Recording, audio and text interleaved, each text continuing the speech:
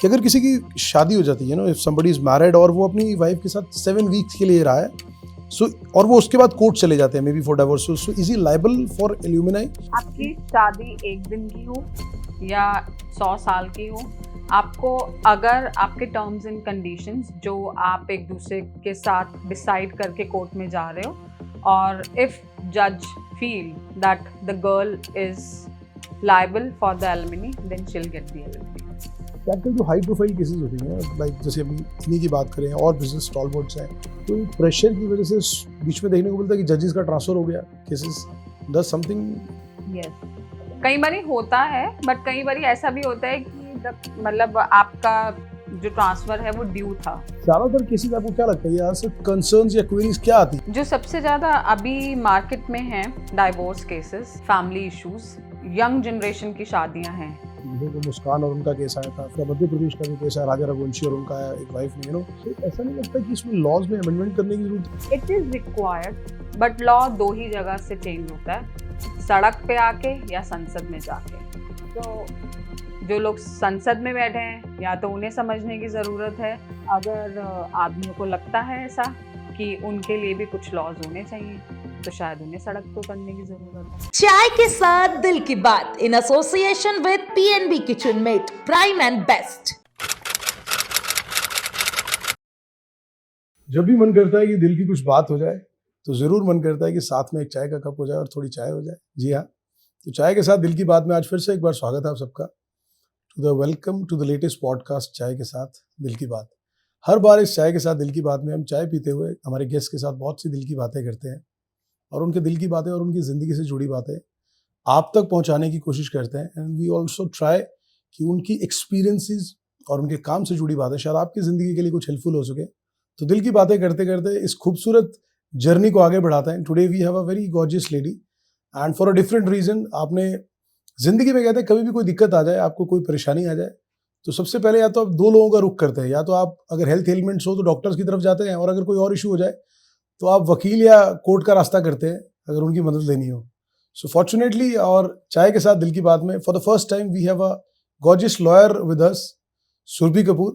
Before welcoming her, I would like to tell her कि high court से related आपको कोई भी काम है, whatever you need any kind of input, वैसे जरूरत ना पड़े बट स्टिल आपको जरूरत पड़े और you need any kind of advice, so she is the right person for you. So with huge amount of respect and with huge amount of proud would like to welcome Surbhi Kapoor ji, a lawyer from High Court. A very warm welcome, Thank Surbhi you ji. so much. Very warm welcome to Chai Ke साथ दिल की बात। बिल्कुल। तो उम्मीद करते हैं कि हमारी चाय पसंद आएगी आपको। नहीं, आई फील चाय के साथ तो बहुत चुस्कियां भरते भरते काफी सारे मसले सॉल्व हो जाते हैं। एब्सोल्युटली जी। सुरभि जी, अगर बात करें मतलब being a young lawyer and all that, सबसे ज्यादा क्या लगता है आज के टाइम में, when people come up to you for the cases and all that, ज्यादातर केसेस आपको क्या लगता है या सर कंसर्न्स या क्वेरीज क्या आती हैं जो व्हेन आपको लगता है कि लोग, हर दूसरा आदमी इसी बात के लिए रोते हुए आ रहा है या इसी बात की एडवाइस लेने आ रहा है? जो सबसे ज्यादा अभी मार्केट में है is divorce cases, family issues. आपके जितनी भी यंग जनरेशन की शादियां हैं वो खतरे में नजर आ रही हैं आजकल। That's really alarming actually. Exactly आधे से ज्यादा लोग तो शादियां करना ही नहीं चाहते हैं, और जो शादियां कर चुके हैं वो निभाना नहीं पा रहे हैं, मतलब वो निभा नहीं पा रहे उस शादी को। और उसके पीछे बहुत सारे अलग अलग रीजंस हैं। शायद ये दौर ही ऐसा है जहां हर किसी को अपनी आजादी बहुत पसंद है। जेनजीज को अपनी आजादी चाहिए। एग्जैक्टली जेनजीज को। तो आपको कई बार ऐसा नहीं लगता कि जब मान लो हस्बैंड वाइफ आए हैं डाइवोर्स केसेस के लिए आए हैं, तो आपको लगता नहीं कई बार कि यार इनको जरा समझा बुझा के भेज दें कि भैया मत करो डाइवोर्स, यार तुम थोड़ा एक दूसरे को समझ के ठीक कर लो चीजों को? इसीलिए हमारे लॉ में भी एक आपका 6 months का वार्मिंग पीरियड होता है। Yes, very true. और वो इसीलिए दिया जाता है कि 2 लोग झगड़ते हुए आए हमारे पास और गर्मा गर्मी में बोल दिया कि नहीं नहीं बस अब तो कोर्ट में ही मिलेंगे, see you in the court. This is a very common statement which comes. Very true. और आते हैं वकीलों से सलाह लेते हैं कि नहीं नहीं अब तो केस ही फाइल करना है, बट फिर उसमें आपको जो जज है या फिर आपका वकील आपको समझाता है और आपको बोलेगा कि आप ये कौन सी रह गए, क्यों परेशान हो रहे हैं? हाँ, खुद भी होगे हमें भी कराओगे। एग्जैक्टली सुलटा लो यार अपने। तो आप 6 महीने का एक वार्मिंग पीरियड लीजिए, और उसमें कई लोगों के मसले सुलझ जाते हैं। लोग वापस से एक साथ आना शुरू, मतलब एक साथ रहना शुरू कर देते हैं। और कई लोग उस टाइम पे भी नहीं जो अपने रिश्तों को संवार पाते हैं, वो फिर कोर्ट का दरवाजे खटखटाते हैं। ऑन अ लाइटर नोट, एक मतलब दिल में एक से सवाल आ रहा है कि चाय पीते हो लाइटर नोट पे, कभी ऐसा भी हुआ कि कोई आपके पास हस्बैंड वाइफ या कोई भी केस लेके आए हो तो आपने कहा कि चलो एक बार कब चाय पीते हैं, जरा चाय पीते पीते मामला सुलटा बहुत दिया? बार ऐसा होता है कि आप किसी से मिले और आप उन्हें ऐसे ही बोलें कि चलिए आइए नीचे टपरी पे चाय पीते हैं। हाँ, और आप चाय पीने के लिए लेके गए और आप देखो जितना भी लड़ झगड़ ले, हैं तो मियाँ बीवी, आपको कई अच्छा। बातें ऐसी होती है ना जो एक दूसरे की बहुत अच्छे से पता होती हैं यस और सामने वाले को नहीं पता होती। अब आप अगर कोर्ट की चाय पियेंगे तो एकदम ठेठ खड़ा चम्मच होती है। Yes yes. तो आपका पति या आपकी पत्नी ही बोल दे कि नहीं आप थोड़ा मीठे उसकी बनाना, हाँ, वो कि कम बनाना, मतलब ये हाँ कम पीते हैं। ऐसे पीते हैं या आप ऐसा मसाला डालना। तो वो ही जो कुछ आपकी 2-3 छोटे-छोटे स्टेटमेंट्स होते हैं, वो आपके रिश्ते को वहीं पे सुस्की लेते-लेते, क्या मतलब बात है। चुस्की लेते-लेते आपके रिश्ते को संवार देती है। कितनी और वहीं पे ऐसे मतलब एकदम से ना your tears roll down and हाँ, यू फील कि यही इंसान जो आपको इतना समझता है, अगर कभी आपकी नोक-झोंक हो भी गई या तू तड़ाक हो भी गई, तो हम उसे घर में मतलब सुलझा सकते हैं rather than reaching to the court. लेकिन कितनी खूबसूरत बात है ना इस चाय की। हम दिल की बातें तो बहुत करते हैं, मुझे लगता है शायद हिंदुस्तान के अंदर सबसे ज्यादा पी जाने वाली ड्रिंक है कि आप दोस्तों के साथ भी पीते हैं, आप घर पे भी पीते हैं, आप रोड साइड भी पी रहे हैं, आप हाईवे पे जा रहे हैं तो भी पी रहे हैं, और यू आर सेलिब्रेटिंग। मुझे लगता है कि शायद पूरी दुनिया के अंदर सबसे ज्यादा मोमेंट्स कहीं सेलिब्रेट किए जाते हैं, शेयर किए जाते हैं, तो शायद इसी चाय के कप इस पे। चाय के साथ ही किए जाते हैं। देखिए दुनिया भर के लोग ऑफिस में काम करते हैं, लेकिन हम देखते हैं जो ऑफिस के बीच में ब्रेक टाइम होता है तो सभी लोग चाय पे अपनी बातें, दिल की बातें चाय सुट्टा, कह रहा आज चाय सुट्टा क्या, आज यार बॉस ने बड़ा धमका दिया यार, मूड खराब है हाँ। यार, मैं तो नौकरी और ढूंढूंगा भाई। आप कितनी भी गर्मी की बात कर लें, जून का महीना होगा Absolutely. और आप नीचे आईटी वाले जो नीचे चाय की टपरी पे आएंगे यस यस या यस। पराठे वाली आंटी पे चाहे टाई आएंगे, लगा रखी हो, हाँ, चाहिए चाय भाई साहब, और आंटी यही कटिंग चाय होगी कटिंग चाय और होगी। एक हाथ में सुट्टा होगा हाँ, और आप बातें करते करते अपनी मन की भड़ास निकालेंगे, हाँ, चीजें डिस्कस करेंगे और हाँ। आपकी हर चीज वहीं क्या के मैंने तो वहीं, सोच लिया यार इसमें रिजाइन दे रहा हूँ हाँ, यार। उन चीजों का वहीं सॉल्यूशन मिल जाता है वेरी बात ट्रू, करते हुए। Very true, very true. तो मुझे लगता है इसी यही हमारा कारण था कि हमने ये जो कप भी आप रखेंगे तो कटिंग चाय, हमने इसीलिए कटिंग चाय रखा। मुझे लगता है कि ये आम आदमी से जुड़ा है, आम आदमी के दिल की बातें ना शायद इसके साथ जितनी होती है पूरी दुनिया में शायद और किसी के साथ नहीं होती है। तो we wanted to keep it very simple and close to the ordinary man. अगर आज हम बात करें Surbhi ji, because the young generation है, उनको बहुत ज़्यादा लॉज की बहुत ज़्यादा ज़्यादा जानकारी नहीं है, उनको आइडिया नहीं है कि कौन से लॉज हैं जिनको करना चाहिए। As per your view point ऐसे कौन से 3 लॉज हैं जो एक बेसिक, चाहे वो यंग है, ओल्ड है, मिडिल एज है, हर आदमी को पता ही होने चाहिए कि दे ये 3 आपके जो लॉज हैं, one should know about, everyone should know. एक तो आपके पास आरटीआई है कि आप राइट टू इंफॉर्मेशन, आपको कहीं भी लगता है कि कुछ गलत हो रहा है तो आप उसको यूज कर सकते हैं। एक आपका लीगल फ्री एड होती है, जैसे legal free aid, okay, right to legal aid जिसे हम बोलते हैं। वो इसलिए कि सपोज अगर आप गरीब हैं या आपके पास कोई भी लॉयर नहीं है और आप न्याय चाहते हैं तो आप कोर्ट में जा सकते हैं, आप एक सरकारी वकील लेके अपना केस फाइट कर सकते हैं। ओके, और राइट टू रिमेन क्वाइट, कि सपोज अगर आपको किसी पुलिस वाले ने गिरफ्तार कर लिया किसी भी रीजन की वजह से और वो आपको पुलिस थाने लेके गया, अब वो आपको वहां पे धमका रहा है, मार रहा है, पीट रहा है। पहली बात तो वो आपके साथ मारपीट कर नहीं सकता है, but in case to the extreme, क्योंकि पुलिस वाले अपनी गुंडागर्दी करते हैं, अगर आपके साथ मारपीट हो भी जाती है तो आप चुप रहें, कोई भी बयान ना दें और आप उससे रिक्वेस्ट कर सकते हैं कि मुझे अपना लॉयर चाहिए। Very true. So you can मतलब रिक्वेस्ट फॉर द लॉयर। आपका जब लॉयर आए आप तभी बात करें, तभी कुछ भी अपनी सवाल स्टेटमेंट को का, तब डॉक्यूमेंट करवाएं, तभी आप किसी भी जवाब दें। क्योंकि अगर आप कुछ भी पुलिस वाले के सामने बोलते हैं तो उसका वो कुछ भी XYZ मॉडिफाई करके अपनी FIR या अपने डॉक्यूमेंट में उसे लिख सकता है। बट जैसे आपने बोला कि अगर पुलिस वाले को मारते हैं या कुछ भी करते हैं तो तब तक अगर वो रजिस्ट ही ना कर पाए, नहीं, लॉयर क्या नहीं, आप एक्चुअली पुलिस वाला नहीं मार सकता, मतलब ऐसे। बट क्योंकि कई बार ऐसा होता है कि आप किसी ऐसे वजह से गिरफ्तार हो गए कि पुलिस वाले ने अगर आपके ऊपर हाथ उठा भी दिया तो आप इमीडिएटली अपने लॉयर के लिए डिमांड कर सकते हैं। आई थिंक ये बेसिक चीजें हैं कि जो मुझे लगता है everyone should know about. Actually it's very much required. सबसे ज्यादा इंपॉर्टेंट तो मैं यही कहूंगी कि आप जब भी पुलिस थाने जाएं बिना वकील के आप अपना मुंह ना खोलें, मतलब that is the very important thing required. Basic जिसको थंब रूल कह सकते हो कि आप जाओ तो you should have the lawyer along with you. और आज की जनरेशन के हिसाब से तो दिस इज फोरमोस्ट रिक्वायर्ड। आप जिस तरह से गाड़ी ड्राइव करते हैं, रैश ड्राइविंग, क्लब्स में पार्टीज, रात को drink and drive, in cases में यूजुअली आज की जो जनरेशन है वो कहीं ना कहीं पुलिस के हाथों चढ़ जाती है और आपको पुलिस थाने लेके जाया जाता है। आप यूजुअली देखेंगे। और उस केस में आप सबसे पहले अपने लॉयर की डिमांड करें बिना मुंह खोले। वो ही आपको बहुत ही सेफेस्ट हैंड में रख के बचा सकती है, क्योंकि जहां आपने मुंह खोला वहां एक क्वेश्चन से 100 क्वेश्चंस बनेंगे और आप 100 क्वेश्चंस के जवाब देंगे जिसमें आप फंसते चले जाएंगे। Very true, very true. अभी आज जैसे हमने शुरू में बात की कि आजकल डाइवोर्स केसेस बहुत ज़्यादा बड़े हैं, लॉयर, तो आपको क्या लगता है कि when the couples come up to you, पहले क्या होता था कि पहले मेजरली केसेस ऐसे आते थे अगर डाइवोर्स केसेस कि लेडीज लिविंग इनटू हाउस और उनको बहुत ज़्यादा मेंटल ट्रॉमा है और दिस एंड दैट, तो आजकल जो केसेस आ रहे हैं उसमें ज़्यादा वोकल कौन रहता है, ज़्यादा मतलब फ्रस्ट्रेटेड कौन रहता है, मतलब हस्बैंड साइड या वाइफ साइड की फ्रस्ट्रेटेड ज़्यादा कौन होता है कि भैया मुझे तो चाहिए छुटकारा दिलाओ मुझे तो इससे? देखिए, जो कंप्लेंट्स एक्चुअली मैक्सिमम रजिस्टर हो पाती हैं वो होती तो फीमेल की हैं, बट अगर हम फ्रस्ट्रेटेड लेवल की बात करें तो मेन आर द विक्टिम। उसको बेचारे को बोलने को नहीं मिलता नहीं। और majorly concern comes from the main side, because वो बेचारा दोनों साइड से ही कुछ नहीं बोल सकते। तो आज आप सारे सुन लो, एडवोकेट्स की बेचारा बोल रही हैं। Neither he can speak against his mother nor he can speak against his wife. Also, there is a kind of a trauma, physical, emotional, mental, monetary wise, which he goes through. And there is no सुनवाई anywhere.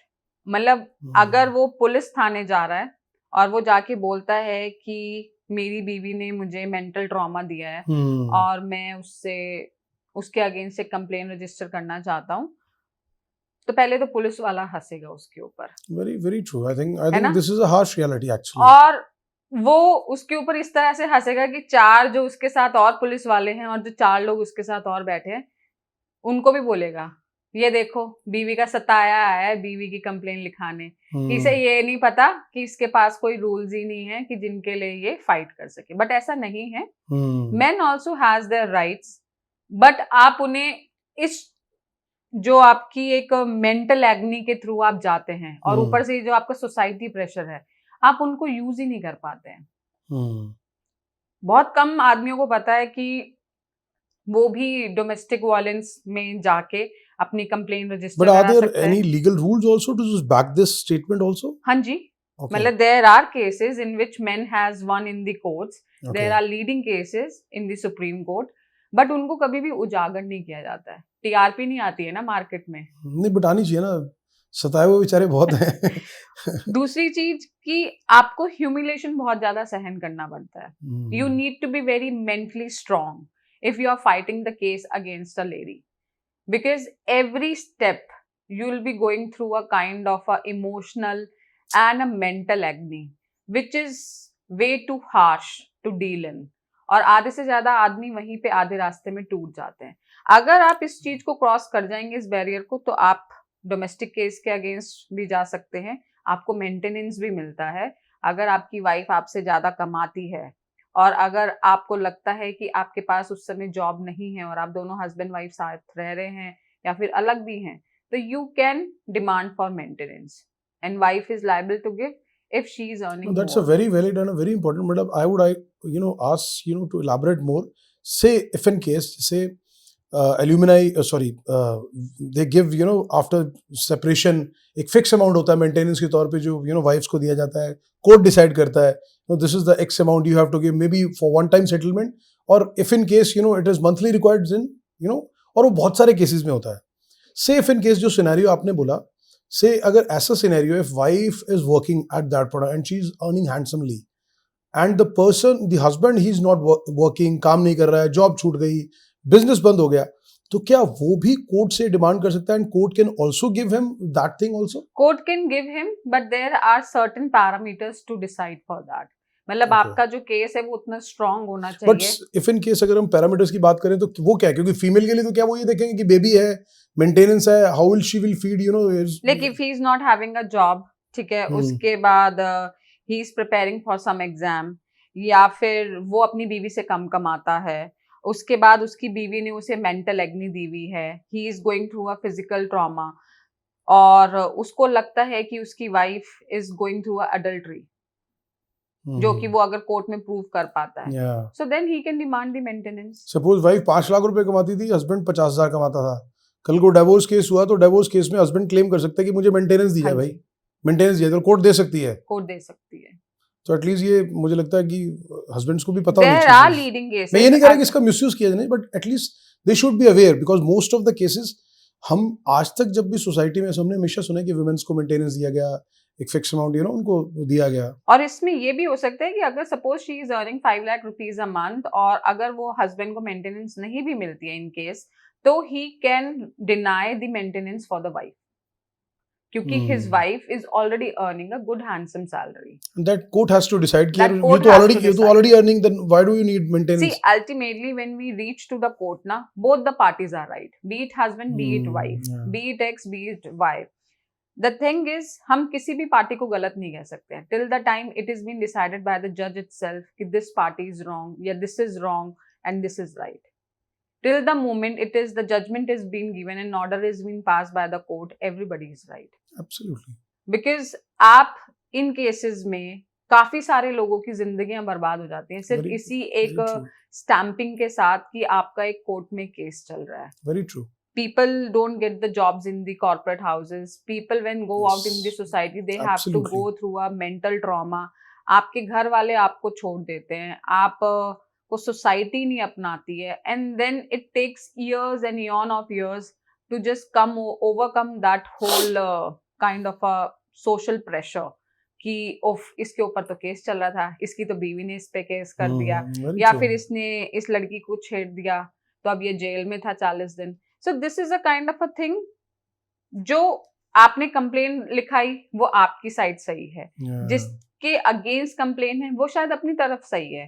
तो till the time it goes to the court room and जज decide कि this is right and this is wrong, I guess आपको किसी के ऊपर भी ऐसे एलिगेशंस लगा के उसे सोसाइटी से डिबार नहीं करना चाहिए, Yes. Because it has a huge impact on your mindset. अभी आपने यू मस्ट हैव हर्ड एक बहुत फेमस डिवोर्स केस रहा पूरे इंडिया में, उसकी चर्चा रही, इंडियन क्रिकेटर युजवेंद्र चहल और उनकी वाइफ का धनश्री का आई थिंक कोर्ट रूम के बाहर भी उसकी एक वाइब्रेंट कंट्रोवर्सी रही that while walking out of the court, Yuzvendra Chahal was wearing a t-shirt and it was mentioning, be your own sugar daddy.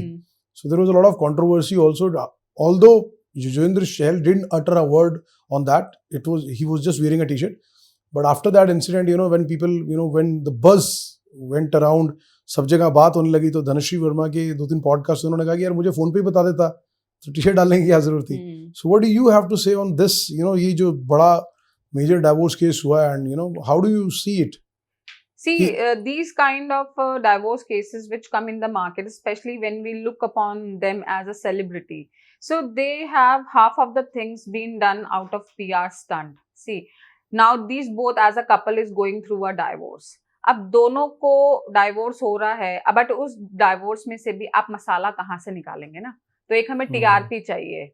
Now might be his lawyer would have told, या उसकी जो PR team होगी उसने बोला होगा कि यार आप ये पहन के टी शर्ट जाना, आप टी शर्ट पहन के बाहर आओगे, ऐसे लोग आपको कैप्चर करेंगे, and then we have another 1 month का TRP इन हैंड जो आपकी एंगेजमेंट मार्केट में प्रेजेंस बना के रखेगा.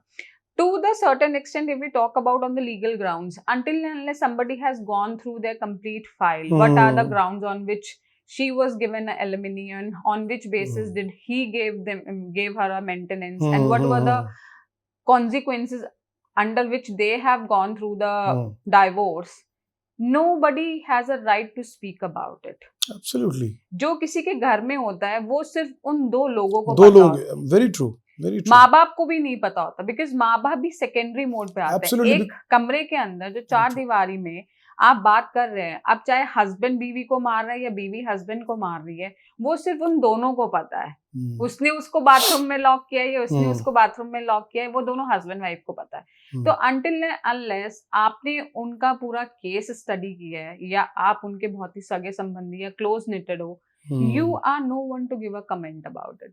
तो जितना आप ये एक्चुअली टीवी पे, पॉडकास्ट पे देखते हैं, this is a trend of a society. एकदम आप किसी मतलब आप सोसाइटी के प्रेशर में जा रहे हो, आपका एकदम डाइवोर्स हो गया, तो लोग आपको साइडलाइन करते हैं। आजकल एक फैशन बन गया है कि उससे आपको एक another kind of a publicity मिल जाती है। It's a kind of a publicity stunt. Divorce is publicity. Exactly, because why would otherwise somebody wear a kind of a t-shirt and then go to the courtroom when you guys are mutually deciding कि आपको इतना आपने demand किया, इतना आपको मिल रहा है, and then you are agreeing on the terms and conditions and going through it. So why would you wear such kind of a t-shirt and come to the court? Ultimately, it is a kind of a publicity that you are looking in the market. Yeah. So that is the reason कि आजकल मतलब कुछ भी चल रहा है तो वो you never know कि वो publicity के लिए हो रहा है या TRP के लिए हो रहा है, you never know. Exactly. अब suppose I'll go back in a era where pregnancy was considered to be very pure, और हमारे घरों में ऐसे माना जाता था कि आप किसी को बताएं नहीं अगर आप प्रेग्नेंट हैं. Now the trend has come into the market looking on to the celebrity thing. The first one was Kareena Kapoor, who brought this into the picture कि when we are pregnant, why not we flaunt it? It started from her, and now every common man, whosoever is available on the social media, be it Instagram, Facebook or anywhere, they want to flaunt about it. The day they become pregnant, they want to capture the moments. Oh, मैंने अपनी सास को ऐसे surprise किया, ससुर ने ऐसे react किया, मेरी भाभी ने ऐसे रिएक्ट किया, and this is how you make the videos, you put it on your platform. So it is a kind of a trend which we have set in the market. And what are we doing this trend for? Just to be famous in the market, कि आपकी शायद एक reel उस जरिए से शायद famous हो जाएगी या ट्रेंडिंग चली जाएगी और आप मार्केट में छा जाओगे. So this is a very common example. So if we connect that common example, looking at the celebrity, we are doing this in our life. Same way, when we go through the separations and the divorces, this is the same trend that is coming in the market now. Very true. People go through the divorces, they celebrate the day they get their order in the hand. Online, you know, शायद 2-3 pictures में देखे that you know a girl was celebrating after she got the, exactly, and then they bring a cake. Their friends bring a cake. They put the kind of like what we say, ऐसे ताज सा पहनाएंगे आपको और उसके बाद celebrate कर रहे हैं कि हम आजाद हो गए और now we are bachelor again. Absolutely. So that is what we see. There is one other very very significant and a very different case coming into my mind. There was a guy, you know, belonged to a very ordinary family. He got divorced, and finally the day he got divorced and he got the papers in his hand, and you know what he did? वो 40 litre दूध, he had a bath with 40 liters of milk. 40 litre. Exactly. You know, मतलब people are finding ways, you know, to because it's ultimately giving you a publicity, and social media is such a place which is easy money minting for the generation today. So they don't want to work. Imagine a guy or a girl who is studying day and night, clearing the exams and then cracking the IIT, and then their parents are celebrating कि IIT में यहाँ admission मिल गया. वो बेचारा या बेचारी 50 लाख की salary लेके दिन रात 8-8, 10-10 घंटे काम करते हैं. And there are few people, I'm not against social media, but I'm saying how are we taking the negative things from that platform very easily. Very true. Very true. I completely agree on this. Because we are also a part of the social media. Absolutely. We are also active on that, and we are doing the content creation and everything for the social media only. But rather than taking the negative thing, if we take it as a positive outcome from that, it has a huge scope to grow. Very true. Abhi, you know, when we had a contact with you and we were just invited you for this podcast. So, you know, we put in this on the our platform also that कि लोगों के क्या सवाल हैं, what people want to ask from Surbhi ji. So there is a very important question which somebody sent us कि अगर किसी की शादी हो जाती है, if somebody is married और वो अपनी वाइफ के साथ 7 weeks के लिए रहा है, so और वो उसके बाद कोर्ट चले जाते हैं maybe for divorce, so is he liable for alimony? क्या वो 7 weeks के रिलेशन के बाद भी वो लाइबल हो जाएगा? अगर देने पड़ेंगे, अगर सपोज इफ इन केस, तो वो तो कोर्ट डिसाइड करेगा कि उनके परसेंटेज के, उस केस में क्या रहता है? अगर इतनी शॉर्ट ब्रीफ शादी 1 दिन की हो या 100 साल की हो, आपको अगर आपके टर्म्स एंड कंडीशंस जो आप एक दूसरे के साथ डिसाइड करके कोर्ट में जा रहे हो, और इफ जज feel that the girl is liable for the alimony, then she'll get the alimony. तो 7 हफ्ते वाले को भी अगर देनी पड़ेगी तो देनी पड़ेगी, देनी पड़ेगी तो देख लेना जी क्या कर सकते हैं देनी पड़ेगी, कोर्ट डिसाइड करेगा तो. Another question which came up, लोगों ने पीपल आस्क की, सुरभि जी से जरूर पूछिएगा कि आजकल जो हाई प्रोफाइल केसेस होते हैं लाइक जैसे अभी इन्हीं की बात करें और बिजनेस स्टॉलवर्ड्स हैं, उनके फैमिलीज में डाइवोर्स हो रहा है, तो किसी ने पूछा कि सुरभि जी से पूछे क्या उन केसेस में कोई प्रेशर की वजह से बीच में देखने को मिलता है कि जजेस का ट्रांसफर हो गया cases? Does something this like happens? कई बारी होता है, बट कई बारी ऐसा भी होता है कि मतलब आपका जो ट्रांसफर है वो ड्यू था और वो लोगों ने उससे जोड़ दिया, उस कोर्ट में लग गया, और जैसे ही वो केस की सुनवाई हुई, कई बार ऐसा होता है कि केस की सुनवाई अभी लगी भी नहीं है, आपका शो कॉज मतलब जो आपकी लिस्ट है उसमें आया भी नहीं है, बट फिर भी आपको उस चीज के साथ कनेक्ट कर दिया जाता है कि जज का तो ट्रांसफर हो गया क्योंकि इतना हाई प्रोफाइल केस आया था. It's not always there, but हम मान सकते हैं कि 5-10% ऐसा हो जाता है.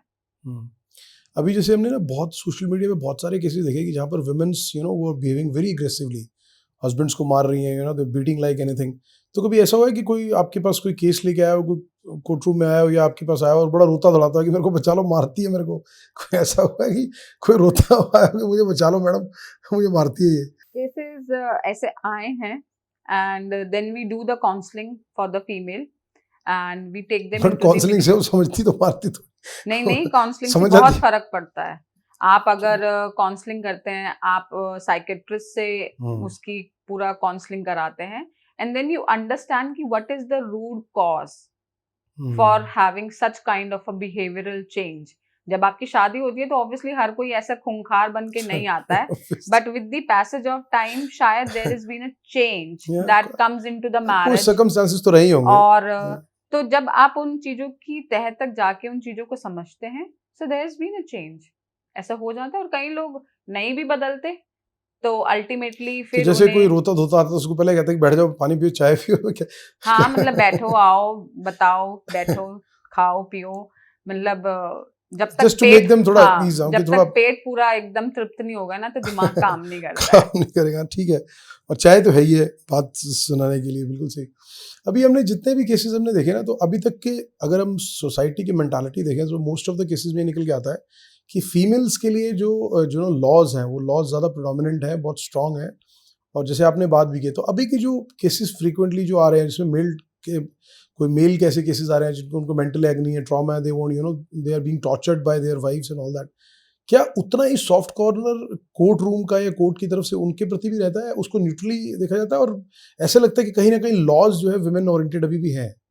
Laws are women oriented, no doubt about it. We are living in the female dominant society. We need to accept that. तो सुनने आ रहे थे मेल डोमिनेटिंग सोसाइटी है. तो मेल डोमिनेंट सोसाइटी आपके नंबर्स से है. अच्छा, नंबर से, ओके.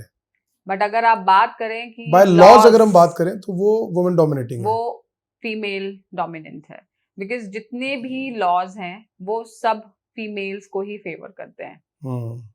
कहीं भी आप जाएंगे तो आप फीमेल्स के ही देखेंगे कि ये फीमेल के लिए है, ये औरत के लिए है, ये औरत के लिए, तो आप उसी चीज पे बात करते हैं. ऐसा नहीं है कि आदमियों के लिए रूल्स या लॉज नहीं है, बट बहुत लिमिटेड है. आई वुड से 0.01.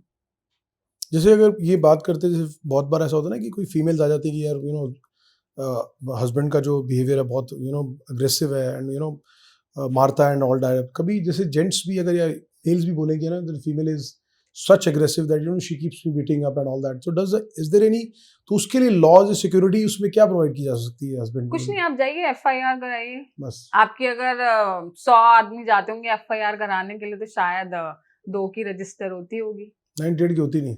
हाँ, क्योंकि आप उस प्रेशर में है ना, जैसे मैंने आपको पहले भी बताया कि आप उस सोसाइटी में रह रहे हैं जहाँ पे आदमी को हमेशा ये देखा जाता है कि आदमी को दर्द नहीं होता.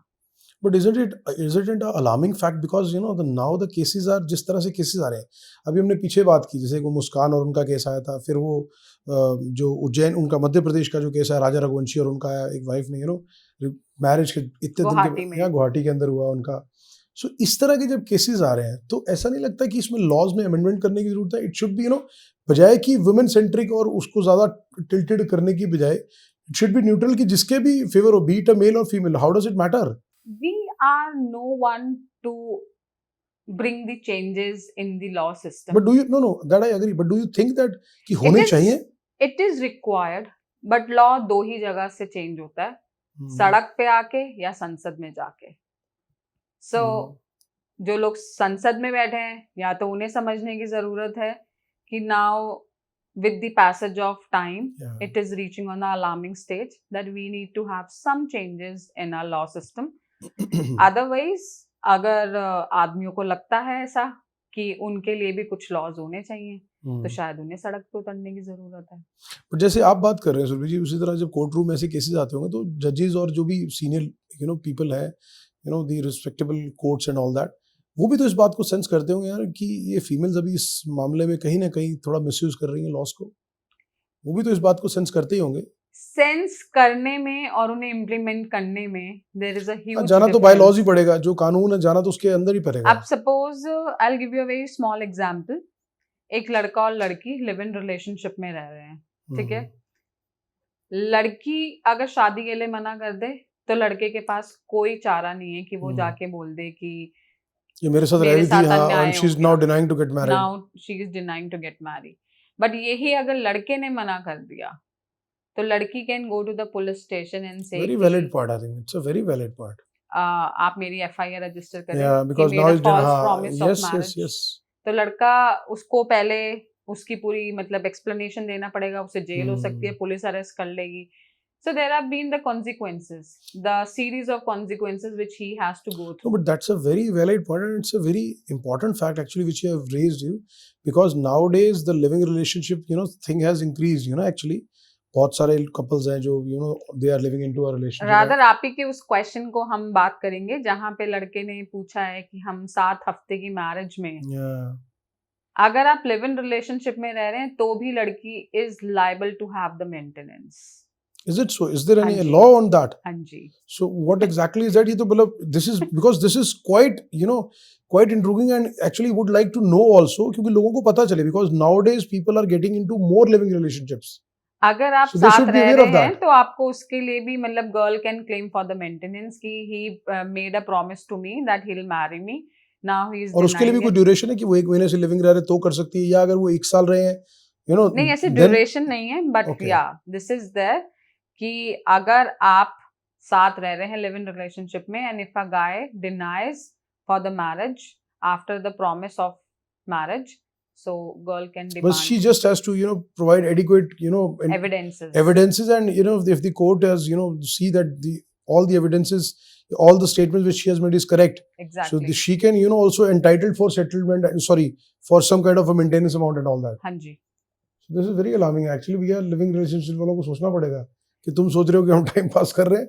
नहीं this is like there also मतलब आप लिव इन रिलेशनशिप में जब रहने भी जाते हैं तो उत्तराखंड में तो it's a proper legal way कि you can have a affidavit made and you can have the document registered with the from the SDM court and then you can go and stay together. तो police आपको आके जबरदस्ती या जोर जबरदस्ती या मार पिटाई नहीं कर सकती कि आप दोनों लड़का लड़की. अभी उत्तराखंड के अंदर ये लीगली इसको कर दिया कि आप एफिडेविट बनाओ. Suppose if you are taking a property और अ रेंट और something so you need to आपने वो सबमिट किया and you can start living on that. और आपके पास ग्राउंड्स हैं क्योंकि आपके पास लीगल ग्राउंड्स है उसके पास रहने के लिए. क्योंकि आप मतलब जैसे अगर आप यहाँ पे या कहीं भी अभी भी लोगों को ऐसा लगता है कि अगर लड़का लड़की बिना शादी के साथ रह रहे हैं तो कई लोग तो किराए पे घर नहीं देते हैं. कई लोग जैसे जो आपके सोसाइटी होता है जहाँ पे हम फ्लोर्स वाइज रहते yes, हैं, yes, yes. तो लोग जाके कंप्लेन कर देते हैं, फिर पुलिस वाले आके उनका वेरिफिकेशन जोर जबरदस्ती धमकाते हैं कि नहीं नहीं नहीं ऐसे नहीं रह सकते। Very true. सो एक तो पुलिस आपके साथ जोर जबरदस्ती नहीं कर सकती है, दूसरा you are liable to stay together if you are like as per the age, matching the age criteria, so you can stay together. So अभी अगर हम इसकी लिव इन रिलेशनशिप की ही बात करें, अगर लिविंग रिलेशनशिप, तो अभी how do you personally see, you know, is it, मतलब या कोर्ट की अगर हम बात करें, how do you see, is it fair actually the people are living, and you know, because इससे क्या है कि सोसाइटी के भी जो कोर वैल्यूज है, बिकॉज अगर लोगों को लगता है यू नो हमें कमिटेड होने की क्या जरूरत है, हमें फैमिली बनाने की क्या जरूरत है, we are you know living with a partner, और बड़े इंडिपेंडेंट थॉट प्रोसेस से रह सकते हैं। So how do you personally perceive कि इसके ये क्या है, मतलब सोसाइटी में इसको कैसे लेना चाहिए? See, I'm not against live-in relationship. Rather than having a very poisonous marriage, it's better to have a live-in relationship. Test and then go for it.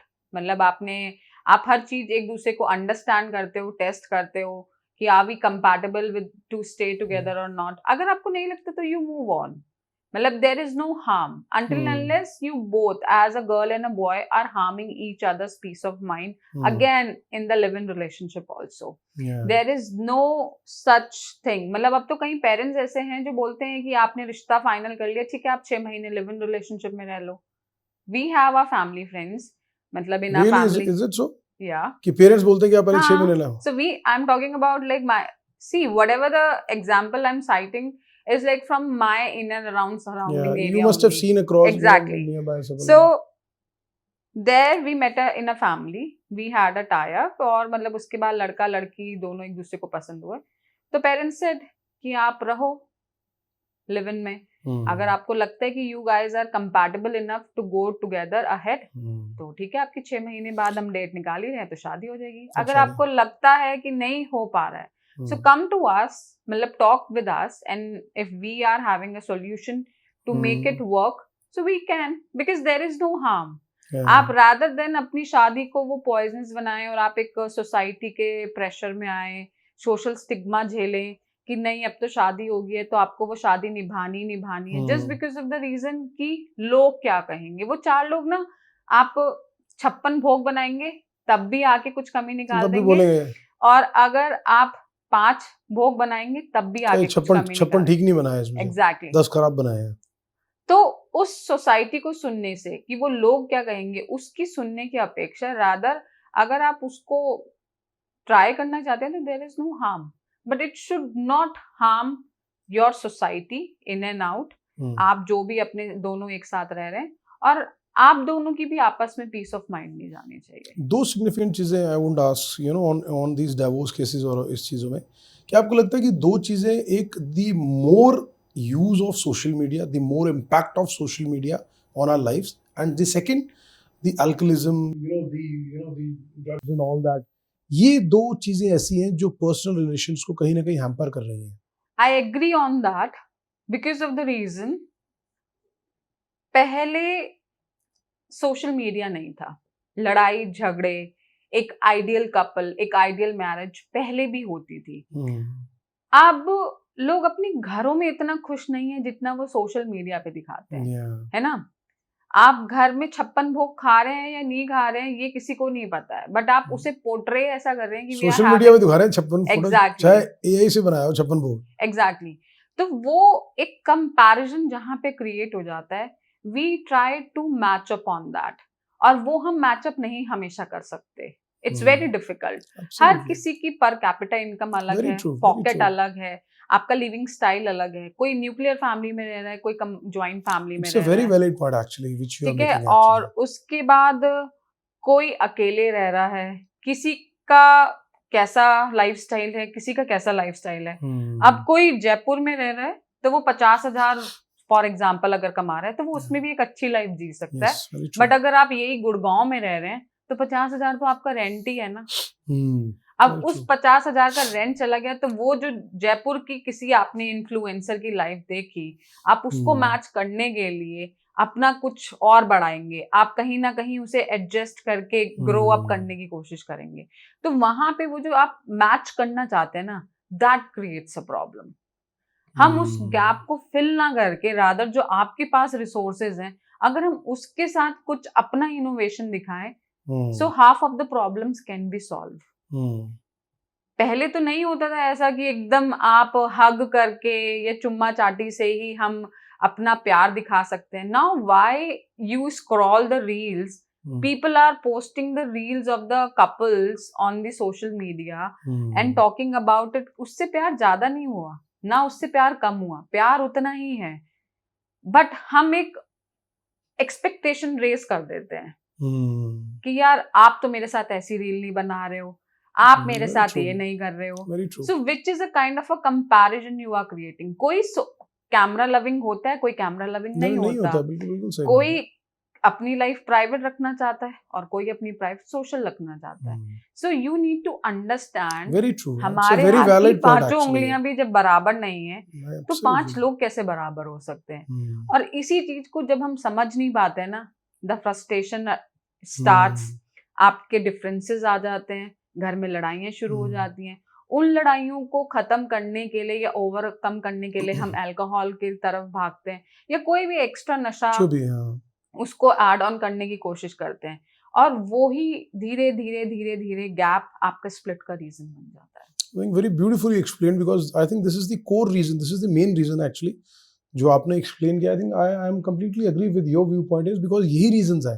Suppose एक एक couple है, मैं आपकी बात से just evaluate assess कर रहा हूँ। एक लेडी है जो घर रहती है, बिकॉज हस्बैंड जॉब कर रहा है, बिजनेस कर रहा है, she keeps on scrolling social media. तो वो देखती है कि वो साथ वाली जो मेरी फ्रेंड है, नोन है, उसके हस्बैंड तो पार्टीज पे भी जा रहे हैं, हिल स्टेशन पे भी ले जा रहे हैं, बर्थडे भी बड़े अमेजिंगली सेलिब्रेट कर रहे हैं, मेरे हस्बैंड तो नहीं करते, वो तो शाम को आते हैं। तो उनके दिमाग में क्या चल रहा है, यू नेवर नो। और सबसे बड़ी बात है कि पहले when social media was not that active, not that predominant, so उन चीजों का इम्पैक्ट नहीं था, बिकॉज आपका ना सीमित दायरा था। Your periphery, your domain was very limited, your circle was limited। तो आप ना उसी सर्कल में अगर आप 5 लोग हैं तो 5 चीजों में देख रहे हैं, घर के अंदर क्या हो रहा है, बुजुर्ग कैसे बना रहे हैं, lot of things। So ये जो चीजें ना, I think this is the pain point which you have raised। I think this is one of the major reasons actually कि लोगों को देख के उनकी लाइफस्टाइल देखने। अब कोई अगर बिजनेस क्लास में ट्रैवल कर रहा है तो भाई साहब वो अपने घर में प्रेशर बना रही है कि नहीं, will go by business class. वो बेचारा दे सकता है, नहीं दे सकता, you never know। See, I'll cite a very small example. In the earlier days, I'll talk about myself only, कि every Saturday my dad is a businessman, तो हमारा Saturday off होता था डैड का। और डैड के सब फ्रेंड्स सब ने अपने अपने घरों पे बोल दिया कि हाँ संदीप तू ये बना लेना, हाँ राकेश ये बना लेना, और सब अपने बच्चों के साथ और वाइफ्स के साथ we used to go for a park। And वहां पे इवनिंग में everybody is coming together and potluck type. हाँ, अब वही आपने बोल दिया ना, तो उस समय तो किसी को नहीं पता था पॉटलक होता है ये, and now it's a trend, we are going on Sunday for a potluck. अरे आप वही चीज कर रहे हो, आपके पेरेंट्स ने जब आप बच्चे थे वही चीज, उसको पहले पिकनिक बोल देते थे। एग्जैक्टली, हम उसे पहले पिकनिक बोलते थे, एंड नाउ अब जैसे ही अक्टूबर आएगा तो एकदम से the sun will, Diwali times और festival times and all that, festival times, और जैसे winters start approaching, so there are different places जहां पे अब स्पेशली बना दिया गया है कि गार्डन्स को भी ऐसे डेकोरेट कर दिया जाता है कि we are open for the potlucks, आप आए, रजिस्ट्रेशन कराएं, पॉटलक के लिए जाएं। Very true, very true. और यही अगर आप अपनी सोसाइटी के नीचे आ जाएं 4 लोग, तो वो नहीं करेंगे, बिकॉज वो तो आप वहां पे पिक्चर्स पोस्ट करके नहीं डाल सकते हैं ना। आप जो 4 लोग बैठे हैं वो वहां पे सेल्फी पॉइंट्स नहीं आएंगे, वहां पे आप बता नहीं पाएंगे। So now the food also has to be very fancy and very lavish kind. Lavishly होना चाहिए, थोड़ी प्रेजेंटेबल होना चाहिए। पहले नहीं फर्क पड़ता था, आप कोई छोले बना के ले आए, क्या फर्क पड़ रहा है, exactly. But now before we enjoy the moment, it's about the pictures. वैसे अपनी बात की पिक्चर से मैं आपसे पूछना चाहूंगा, बिकॉज ये जो लोग कहीं खाना खाने जाते हैं, कॉफी पीने जाते हैं, कोल्ड ड्रिंक पीने जाते हैं, why do they post pictures? मतलब उसमें क्या दिखाना है? आप कॉफी पी रहे हो तो उससे किसी को क्या लेना देना कि आप कॉफी पीने गए हो? मतलब हाउ डज इट मेक, मतलब just want to understand. I don't know, people just want it to be very much time to time connected with the audience, could be that is the reason. But see, I also post, I won't say that, but मैं कभी भी timelines के साथ नहीं कर सकती, because of the reason, कभी occasion हुआ, कभी ठीक है, exactly, because of the reason कि आप हमेशा सोशली किसी के लिए एक पीयर प्रेशर नहीं क्रिएट कर सकते। Absolutely. What I do is I want to bring that authenticity on my platform, कि आप जो भी करें, जितना आपकी पॉकेट है तब करें, अदरवाइज मत करें। ये नहीं कि मैं अगर रोज स्टारबक्स में कॉफी पी रही हूँ तो आप भी मेरे साथ रोज स्टारबक्स में जाके कॉफी पिए और पोस्ट करें। ठीक है, कभी आपका मन हुआ, आपने पोस्ट कर दिया कि ठीक है we are grabbing a coffee, it's no harm, because ultimately आप एक प्रोफेशनल के साथ साथ एक सोशल प्लेटफॉर्म पे भी हैं, so you have your social responsibilities also. People and you're connected with people also, and people get to see your updates also. Exactly. At times also. तो वो कहीं ना कहीं समझ आता है, बट हर समय हर चीज को पोस्ट करना वो शायद लोगों के लिए इसलिए जरूरी है, they want to be very much time to time timelines match करने के लिए कि आपकी मैं ये हूँ और मैं अपनी जनता के साथ ऐसे कनेक्ट कर रहा हूँ। तो लेकिन तुम्हें कॉफी पी रहा हूँ देखना कौन चाहता है? वो भी तुम पिला नहीं रहे हो, तुम सिर्फ कप की फोटो डाल रहे हो कि आई एम हैविंग, कौन पिला तो रहे नहीं आप, या तो आप पिलाओ लोगों को, आप कॉफी डाल रहे चले।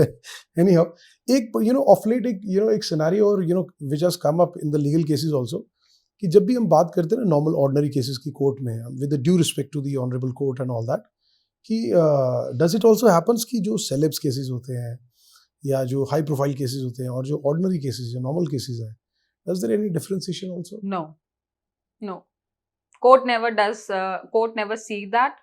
Court never differentiate between whether it's a celebrity or whether it is a common man. कई लोग जब सेलिब्रिटी आते हैं तो जब आपका केस आएगा तब आएगा, बट उसके साथ क्योंकि आप एक सेलिब्रिटी का टैग लेके आ रहे हो तो आपको उसी समय बस कोर्ट में बुलाया जाता है कि जब आपका नंबर आएगा, बिकॉज ऑफ द थिंग कि we don't want to create that ruckus in the courtroom. Courtrooms are very silent and very place of a worship where we are looking for the न्याय. तो अब वहां पे अगर आप किसी सेलिब्रिटी को बोल दें कि आप 10 बजे आ जाओ और आपका 10 बजे केस लगा है और आपका 10 की जगह 11 बजे केस आएगा, तो वो आप अपने लिए प्रॉब्लम क्रिएट कर रहे हो, सेलिब्रिटी के लिए प्रॉब्लम नहीं है। Obviously. तो इसीलिए उन्हें शायद वो सिक्योरिटी दी जाती है और इसीलिए उनके साथ थोड़ा सा वो वीआईपी मूवमेंट अलाउ कर दिया जाता है, just because we as in the court room don't want problem. वो सेलिब्रिटी के लिए प्रॉब्लम या नॉन प्रॉब्लम नहीं है, it is a problem for the court. तो हम उस चीज को अवॉइड करने के लिए थोड़ा सा एक एडिशनल सपोर्ट दे देते हैं। अदरवाइज जहां पे जजमेंट की बात आती है तो there are many leading cases which speaks about that everybody is equal in front of the law. No, that we have seen. I think जितने इतने बड़े उसमें नाम लेने की जरूरत नहीं है, देश के इतने बड़े प्रोमिनेंट पॉलिटिशियंस रहे हैं, चीफ मिनिस्टर्स रहे हैं, एक्स चीफ मिनिस्टर्स रहे हैं, उनसे ना प्रोमिनेंट कौन होगा? The court has been very very fair to all of them, और उनको जो जुडिशरी सिस्टम के तहत बनता था उनको वो कन्विक्शन हुई, उनको सजा मिली, सबको मिली। सो ऑब्वियसली वो चीज़ें तो सबके सामने ही हैं। अगर हम एक अभी जो हाल ही में सोशल मीडिया के ऊपर, और it was the talk of the town also and lot of buzz for that, आपने नाम सुना होगा, there was an ex Indian cricketer Sanjay Bangar, and he was an Indian coach, one of the assistant coaches also. उनका जो बेटा था Aryan Bangar, he just transform, he is converted and transform to, now is become Anaya Bangar.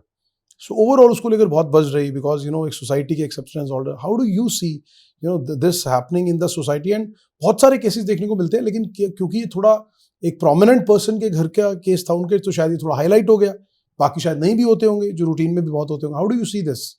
To comment about the anyone's personal life is not like very much appreciable, but if I talk about the individual child, so it has been, अगर आपको लगता है, जैसे I read about it and then that girl only talked about it, that she got to know this thing when she was almost 8 and 9 years old, and he was being raised as a guy, and he started liking the sarees and the makeup of his mother, but he could not admit that till that time he raised to the particular age, and then one fine day he decided to become she. आपको वो काम करना चाहिए जो आपको खुशी दे। एक जिंदगी है, ये हर इंसान के लिए है। Absolutely. I know there is and there will be a lot of social pressure on parents, especially the father, because he comes from a fraternity जहाँ पे he is a very limelight face. But he need to understand कि जो उनका बच्चा है, अगर वो अपनी उस बॉडी में खुश नहीं है एंड हर दिन दम घुट घुट के मर रहा है, तो उससे बेटर है कि he goes through that transformation and he came up with the girl character. तो अगर उसने वो gender change कराया, so could be that is giving him more happiness now when she is she and not he. तो मेरे लिए I don't know what as a family they would have gone through, but if I talk about the individual child, I feel she was right. जो चीज आपको खुशी देना वो ही करनी चाहिए, because at the end of the day ना आप आए अकेले थे, आपको जाना अकेले। Very true. ये जो रिश्ते हैं ये हम एक स्टेज शो की तरह निभाते हैं। We enter from one side of the stage and we exit from the other. बाकी जितना भी हम लाइफ में किसी से मिलते हैं, कुछ करते हैं, कुछ भी कनेक्ट्स बिल्ड करते हैं, that's all a part and parcel of life. And again coming to the same point what I said earlier कि सोसाइटी क्या कहेगी, वो चार लोग कौन हैं वो किसी को नहीं पता है। वो तो सबके लिए कहेंगे, आप किसको देखते हो, exactly. सबके लिए बोलेंगे। तो उन चार लोगों की जगह rather if you listen to your heart और जो आपका वो फैमिली ट्री है ना, आप उसको फॉलो करो, that's more important. I guess that girl still says कि if my father accepts me today, I'll be the happiest person. Absolutely. Because that is the only validation you look in your life. Very true. Because that is the person, the most important person in her life. That makes, the exactly. most for her actually. So I feel whatever she did, if that is giving the happiness to her, it's a good point to go. अभी अगर हम आज की बात करें, because हम अगर online, because social media is prevailing everything. So, all the transactions done in online, UPI, everything, and there are a lot of scams happening also. बहुत सारे scams ऐसे हैं जो online और transactions, उसको लेकर क्या, what are the laws and how we can secure ourselves also while, doing such kind of things also. Are you talking about the monetary transaction? Monetary transaction, yeah. Monetary in terms of monetary, UPI, online. Because क्या कि लोग आपको scan कर लेते हैं, card scan कर लेते हैं, lot of, misdeeds also happen in terms of अगर आपका ऑनलाइन ट्रांजैक्शन में स्कैम हो जाता है, so you need to report to the cyber crime, और उसके बाद आप बैंक में इमीडिएटली फोन करेंगे। अगर आप बैंक को इमीडिएटली फोन करते हैं तो वो ट्रांजैक्शन रुक जाती है, एंड देन दैट मनी, मतलब there is a probability that it can come back to your account. But अगर आप एक लिमिटेड टाइम पीरियड के अंदर बैंक को नहीं फोन कर पाते हैं और अगर आप उसकी कंप्लेंट नहीं रजिस्टर कर पाते हैं, so then the money can not come back to you. So you need to be very quick and with the immediate effect. Unless until उससे पहले तो सब कुछ मतलब कंक्लूड ही हो जाए, because आपको immediately उस पे एक्शन करना पड़ेगा। हाँ जी। और दूसरी चीज, अगर हम बात करें सोशल मीडिया की, if your account is hacked तो you need to report to the cyber crime. आपको ऑनलाइन अपनी कंप्लेन रजिस्टर करानी है। उसके बाद विद इन 3 days आपको उसके जो भी आपके नियरेस्ट साइबर क्राइम का ऑफिस है, साइबर सेल में जाके अपनी उस कंप्लेन को लेना है। एक आपका एक्नॉलेजमेंट नंबर मिलता है, उसके साथ उस कंप्लेन को रजिस्टर कराना है, then only your processing starts. But बहुत बार लोग ऐसा बोलते हैं कि जो साइबर क्राइम या साइबर सेल में कंप्लेंट करते हैं ना, वो सुनी नहीं जाती। वो सेम पॉइंट जो आपने ये बात कही, साइबर सेल उसी पॉइंट का आंसर है जो मैंने आपको दिया है, कि लोग सिर्फ एक पॉइंट करते हैं। उसका सेकंड स्टेप भी है, दैट इज इंपॉर्टेंट, यस, कि आप सिर्फ ऑनलाइन कंप्लेन रजिस्टर कराते हैं। लोगों को ये नहीं पता कि जो आपको एक्नॉलेजमेंट नंबर मिला है, see there are hell lot of complaints which every time get registered. It's a huge big country, big population. और वो आप कैसे पता चलेगा? आपने तो ऑनलाइन कर दी, that is a online portal. आपकी जो नियरेस्ट साइबर सेल की ब्रांच है, आप वहां जब तक जाएंगे नहीं, उन्हें कैसे पता चलेगा कि आपकी ये कंप्लेन आके इस एरिया की है और यहाँ पे इसी समय इमीडिएटली काम शुरू करना है। तो आप उसका प्रिंट आउट लें एक्नॉलेजमेंट नंबर के साथ, उस साइबर क्राइम की ब्रांच में जाएं, उसको रजिस्टर कराएं, एक आपका आईओ आपके लिए असाइन हो जाएगा एंड द वर्क स्टार्ट्स। तो लोग सेकंड स्टेप नहीं करते, वो नहीं करते, उसी वजह से उनको लगता है हमने तो साइबर सेल में कंप्लेंट कर दिया, वो कुछ हो नहीं रहा है उस पे। एग्जैक्टली। तो आप सिर्फ ऑनलाइन जो कंप्लेंट करा रहे हैं, उस पे जब आपकी रिसीविंग नहीं है, उसका कोई आपका एक्नॉलेजमेंट नहीं है, तो वो उस पे काम कैसे शुरू होगा? So you need to do second step very importantly. Before that, your first step starts getting converted into the action. I think this information is very essential for all the people, who are, अगर उनको कोई भी ऐसा issue होता है, this is very very important information. That's what the reason is. जैसे आपने ये बात कही ना कि आधे से ज्यादा लोग कहते हैं कि काम हुआ ही नहीं, हो रहा तो वो इसीलिए क्योंकि वो सेकंड स्टेप नहीं करते हैं। अगर आप सेकंड स्टेप करेंगे तो आपकी सुनवाई जरूर होगी। अच्छा, आजकल हमने एक one very significant thing also come up into the cases, जब भी कोई इस तरह के लीगल केसेस होते हैं ऑल दैट, उसमें जब एविडेंसेस की बात होती है, क्योंकि सोशल मीडिया पे मोबाइल पे बहुत फ्रीक्वेंट है इस तरह के एविडेंसेस, तो उसमें व्हाट्सएप चैट, स्क्रीनशॉट्स या सीसीटीवी फुटेज, उनको कितने ऑथेंटिकली कोर्ट जो है उसको कंसिडर करते हैं? अगर कोई इफ समबडी इज क्लेमिंग कि दो कपल्स में बात हो रही है, बिजनेस ट्रांजैक्शन है, उसको लेकर आप क्लेम कर रहे हैं कि इन्होंने अपने बैकअप बैकस्टैप कर दिया, अपनी बात से वो कर दिया, तो जो ये एविडेंसेस आप देते हो मोबाइल से रिलेटेड, चाहे वो स्क्रीनशॉट्स हैं आपके चैट के, व्हाट्सएप है, या आपके जो सीसीटीवी फुटेजेस हैं, हाउ ऑथेंटिक दे कंसिडर, उनको कितनी वैल्यूएशन मिलती है? It is authentic and it is liable in the court okay, till the point the main source from where those screenshots, those videos are being taken. For example, अगर हम एक WhatsApp की chat है जो कि court में provide कर रहे हैं स्क्रीनशॉट्स लेके, ठीक है, आपने कोर्ट में दिया कि साहब ये है, वो सेकेंडरी एविडेंस हो गया आपका। तो जज साहब आपसे पूछेंगे कि ये स्क्रीनशॉट्स कहाँ से लिए, वो व्हाट्सएप चैट का है। अगर आपके पास वो मोबाइल में व्हाट्सएप चैट नहीं है तो वो आपका वैलिड नहीं होगा, because that's a secondary evidence. उसको वेरीफाई करने के लिए आपके पास आपका प्राइमरी एविडेंस अवेलेबल होना बहुत जरूरी है। तो अगर आपके पास वो व्हाट्सएप मोबाइल में है, पूरी चैट आपके पास सेफ है, तो it will be considered. Same way it is for the camera recordings or anything. But if in case आज आपने रिकॉर्ड कर लिया, आज आपने दिखा दिया, बट आपके उसमें बैक फुटेज बैकअप है, उसमें से अगर वो जा चुकी है, ओके, तो वो वैलिड नहीं होगा, because then it is considered, जो भी आप कोर्ट में सबमिट कर रहे हैं that is a secondary evidence. उसका प्राइमरी जो मेन सोर्स है that you need to have it with you always till the time you are given the complete order in the judgement.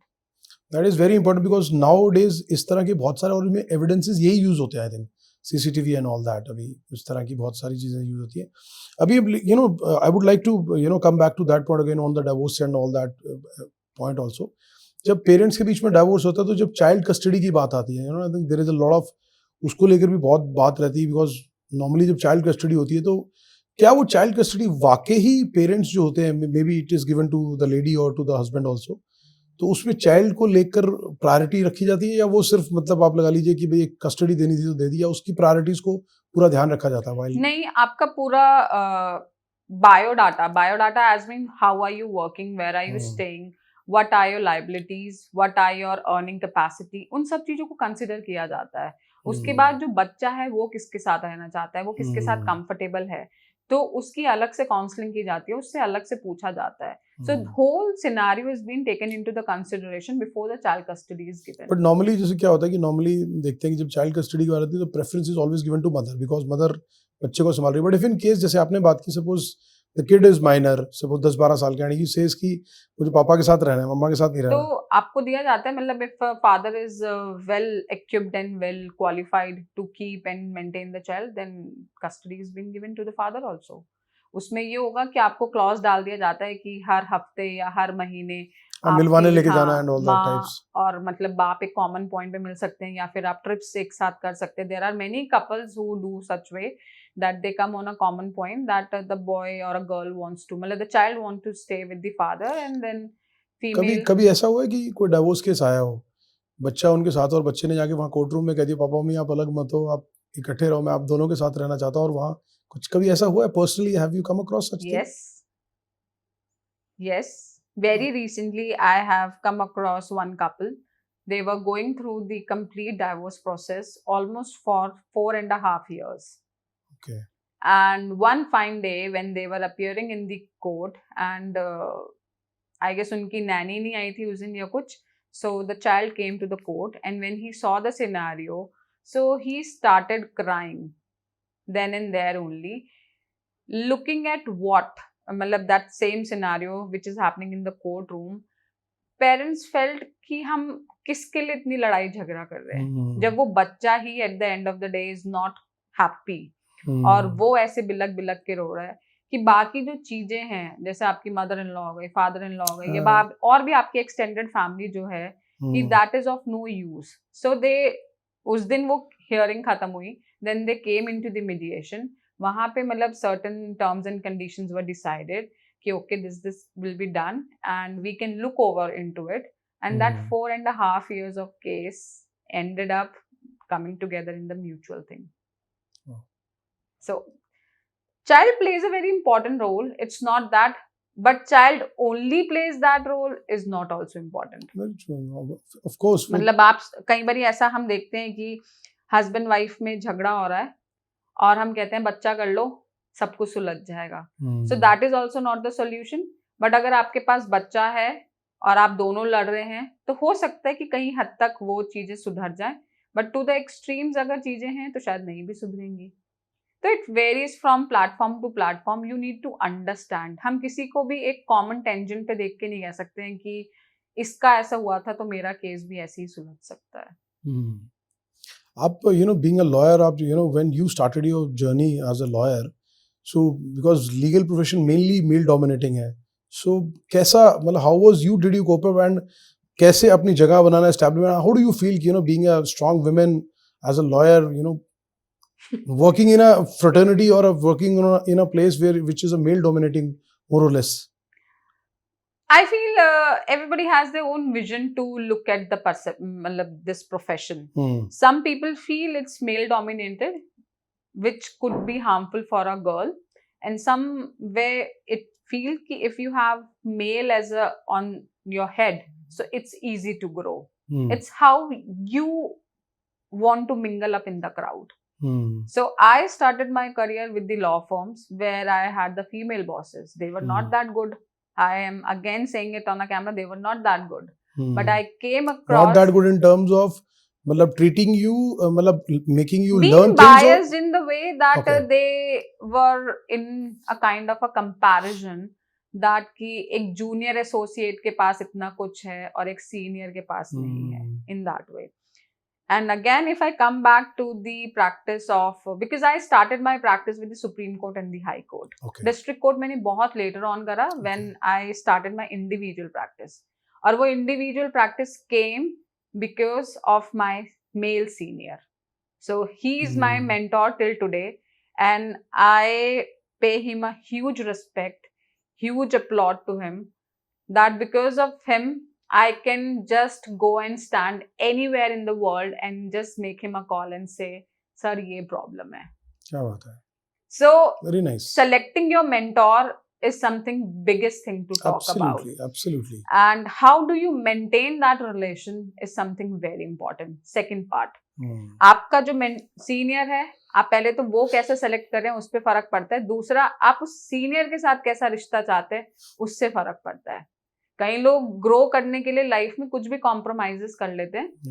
You should be clear that what kind of a relationship you want. So if you are clear on these couple of things, sky is the limit.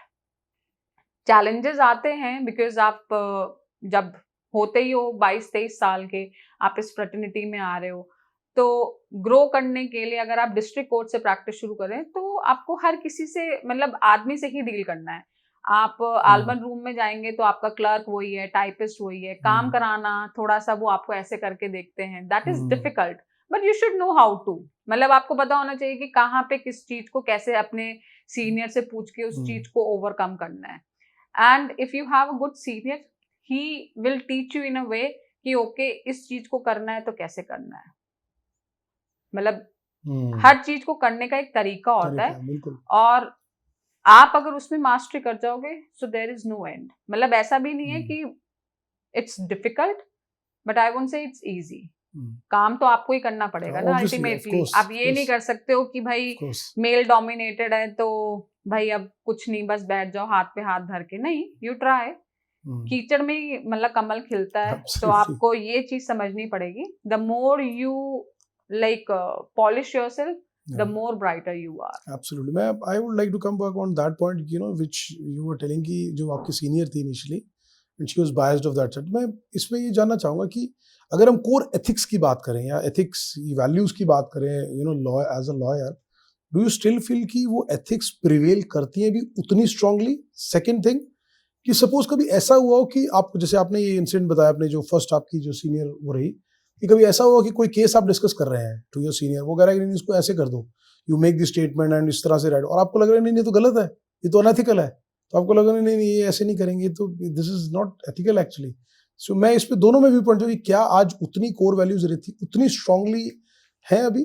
Core values still exist the same way, and again it goes back to the same thing कि आपका senior कैसा है, आप किस तरह से उस चीज में आगे बढ़ना तो उन सीनियर को चाहते हो। पता है, आपने बताया था कि आप बायस थे, उनको नहीं पता आज तक? नेवर। तो आज बता देते हैं ये। बता दो, उससे कोई फर्क नहीं पड़ता। It's a long long back, हाँ, इट्स हैव ठीक है। Come a journey of 11 years now। हाँ ठीक है ना, So अब तो that उनको way। याद भी नहीं होगा क्या? एग्जैक्टली नो, ठीक है। मतलब it's not in the law profession, I would say it's everywhere. आप जब ग्रोथ की तरफ बढ़ते हैं, see True. Some people come with the golden spoon from the Absolutely, childhood and some absolutely. People earn that golden spoon. Yeah. अब जो golden spoon के साथ बड़ा हो रहा है ना, तो वो उसकी प्रॉब्लम नहीं है।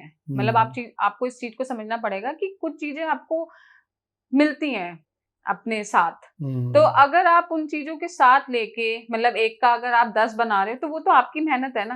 एक आपके पेरेंट्स ने दे दिया, that is because you are born in that family, but 10 तो आपने बनाया ना। तो समाज को ये चीज समझने की जरूरत है। और ये सिर्फ लड़कियों के साथ होता है कि भाई मतलब ये तो पहले पीछे से ही गोल्डन स्पून के साथ आ रहे हैं, तो इजी है ग्रो करना है। लड़कों से क्यों नहीं पूछा जाता ये चीज कि भाई वो भी तो, लड़का ड्राइविंग सीखने जाता नहीं है, उसको बाप अपनी गोदी पे बिठाता है या चाचा बिठाएगा और बोलेगा चल चला ले, और लड़का गाड़ी चलाना सीख जाता है ना।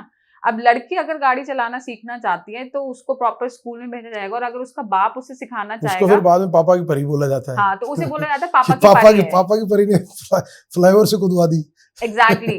सी एक्सेप्शंस आर देयर, बट आप अगर यही बाप अपनी बेटी को सिखा रहा है, तो बाप को भी समाज बोलेगा अरे भाई क्यों सिखा रहा है, अगले घर ही जाना है ना। फिर उसके बाद कि नहीं बेटे पे, और भाई साहब पापा कहते हैं कि अगले घर में 6 गाड़ियां हैं, इसको चलानी है। एग्जैक्टली। तो वो समाज को मतलब एक्सेप्ट नहीं है। तो ये चीज लड़के से कभी क्वेश्चन नहीं होती, तो फिर लड़की से क्यों? ये नहीं होना चाहिए। दूसरा चीज कि जब आप अपनी इसी, अगेन हम लॉ ऑफ फ्रेटर्निटी की बात करें, कि अगर हम इसमें ग्रो कर रहे हैं और जहां पे हम एथिक्स की बात करते हैं, तो एथिक्स उतने ही स्ट्रांग हैं, उतने ही लायबल हैं जितने कि पहले थे। बस अब एक नजरिया बदल गया लोगों का देखने का। लोगों को लगता है कि शायद अगर कोई छोटे टाइम में जल्दी ग्रोथ पा गया, तो शायद कहीं ना कहीं कॉम्प्रोमाइज किया होगा। Yes but it's not about the mentality वैसी है ना। इट्स अबाउट कि आपके पास आज रिसोर्सेज भी तो उतने ही अवेलेबल हैं। एब्सोल्युटली। आज से 10 साल पहले जो थे उससे इंक्रीज हुआ है। Lot of opportunities. आप 10 बुक्स पढ़ते थे, तब आपको जाके किसी चीज का एकदम सही सटीक जवाब मिलेगा। आज आप चैट जीपीटी को बोलो मुझे इस क्वेश्चन का ज्ञान दे देगा आपको, तो वो आपको 10 ऑप्शंस देगा। आप उस 10 ऑप्शंस को पढ़ के अपना एक निकाल सकते हैं। तो आपका टाइम बच गया। जो आप 10 दिन में 10 बुक्स पढ़ के कर रहे थे, वो आपने 10 सेकंड में पढ़ा, और उसमें से 1 मिनट में आपने उसका आंसर तैयार कर लिया।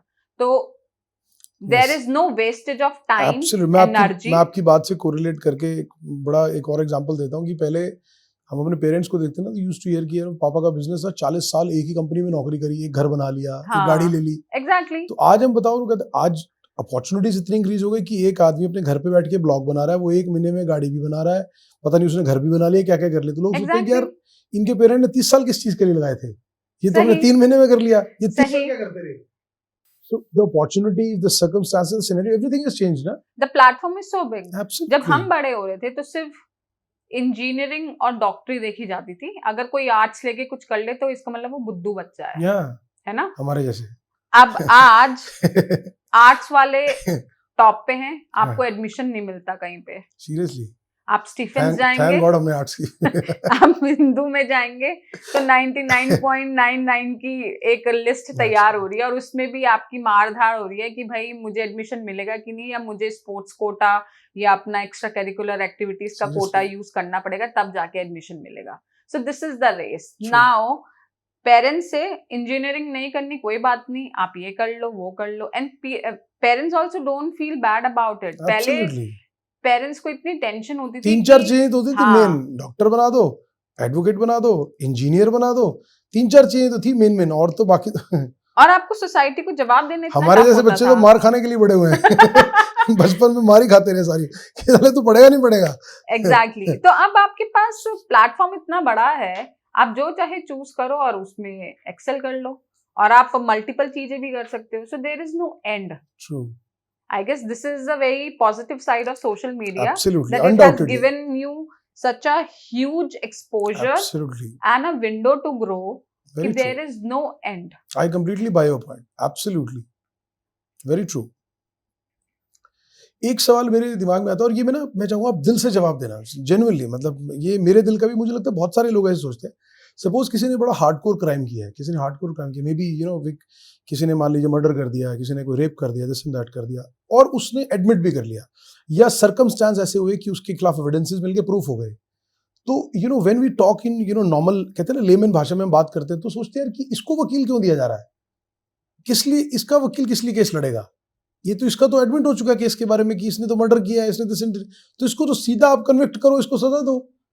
इसके लिए हियरिंग क्यों होगी, इसके लिए वकील इसकी तरफ से क्या पक्ष रखेगा कि गलती से मर्डर कर दिया या गलती से इसने रेप कर दिया, ये इसको किस लिए लीगल वो दिया जा रहा है। मतलब मैं एक एज एन आम आदमी के तौर पे सोचना चाह रहा हूँ कि एक आम आदमी जिसके साथ वो इस तरह का कोई क्राइम किया गया, उसके परिवार के लोग वो सोचते हैं कि इनको ये लॉयर दिया क्यों जा रहा है। या मैं ऐसे बात नहीं करूंगा कि कई बार ऐसा हुआ कि देश के अंदर एंटी टेररिस्ट एक्टिविटी हुई तो उनके लिए लॉयर्स थे, किस लिए लॉयर्स थे, जब आपको वो कन्विक्ट क्लियर है कि ये हुआ है, ये किया गया है, जस्ट उसके बाद तो कोर्ट के पास हैज द अथॉरिटी, आप सीधा एक ही, अगर अपने सिस्टम में भी अगर कोई लूप होले तो उसको अमेंड करें उस चीज को। Law always says that we need to hear both the sides. नहीं, मैं ये कह रहा हूँ कि एक आदमी ने मर्डर किया, उसने मान भी लिया, मैं कह रहा हूँ मान लिया, एविडेंस भी है, किया है, तो उसकी फिर क्या बात, भी उसकी क्या बात सुना जाएगा, क्या सुना जाएगा कि मैंने मर्डर क्यों किया, मर्डर क्यों किया या नहीं, मतलब what are the evidences, what are the consequences. एक आपकी चेन ऑफ कस्टडी होती है ना, और आपकी एक ऑथेंटिसिटी होती है। ये आपकी, yes, this is a valid point which I agree. Suppose किसी ने सेल्फ डिफेंस में मर्डर कर दिया, सपोज एक ऑथेंटिसिटी ऑफ द केस है और एक चेन ऑफ कस्टडी है, दैट इज लाइक कि आपने उस जगह से लेके जब तक मर्डर हुआ और मर्डर के बाद भी उसके क्या सिनेरियोज हुए, that whole need to be understood.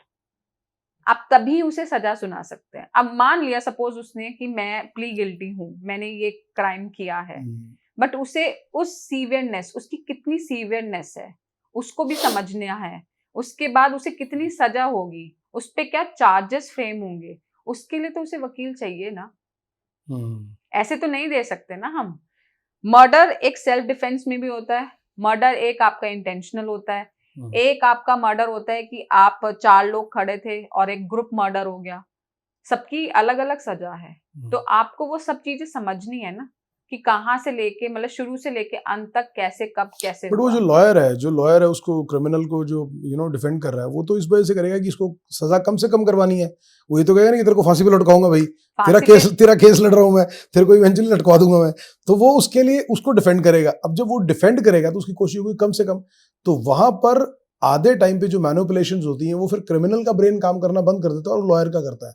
Lawyer कहता है आपने ये बोलना है, आपने ऐसे करना। I am just asking you, I am not saying कि ऐसा, मतलब ये एक ओवरऑल जनरल परसेप्शन है कि आपने, चलिए ठीक है, आपने व्यू पॉइंट लेना, मान लीजिए क्रिमिनल है, उसने कहा उसका बताओ ये क्यों किया, एक बार सुना, उसके बाद आप अपना लॉयर के साथ डिसीजन दो। जब उसने बता दिया तो आपको लॉयर उससे रोज फिर डेटे लेगा, फिर उसको कहेगा तूने इस बार ये बोलना है, तूने किस लिए करना है, उसका एक बार व्यू पॉइंट ले लो और खत्म करो खेल। जो आपने व्यू पॉइंट, सपोज अगर मैं बात करते हैं, हम शुरू से चलते हैं कि किसी ने कुछ क्राइम किया और वो आपके पास आया कि मुझे भाई वकील चाहिए, आपने वकील ने उसकी कहानी सुनी।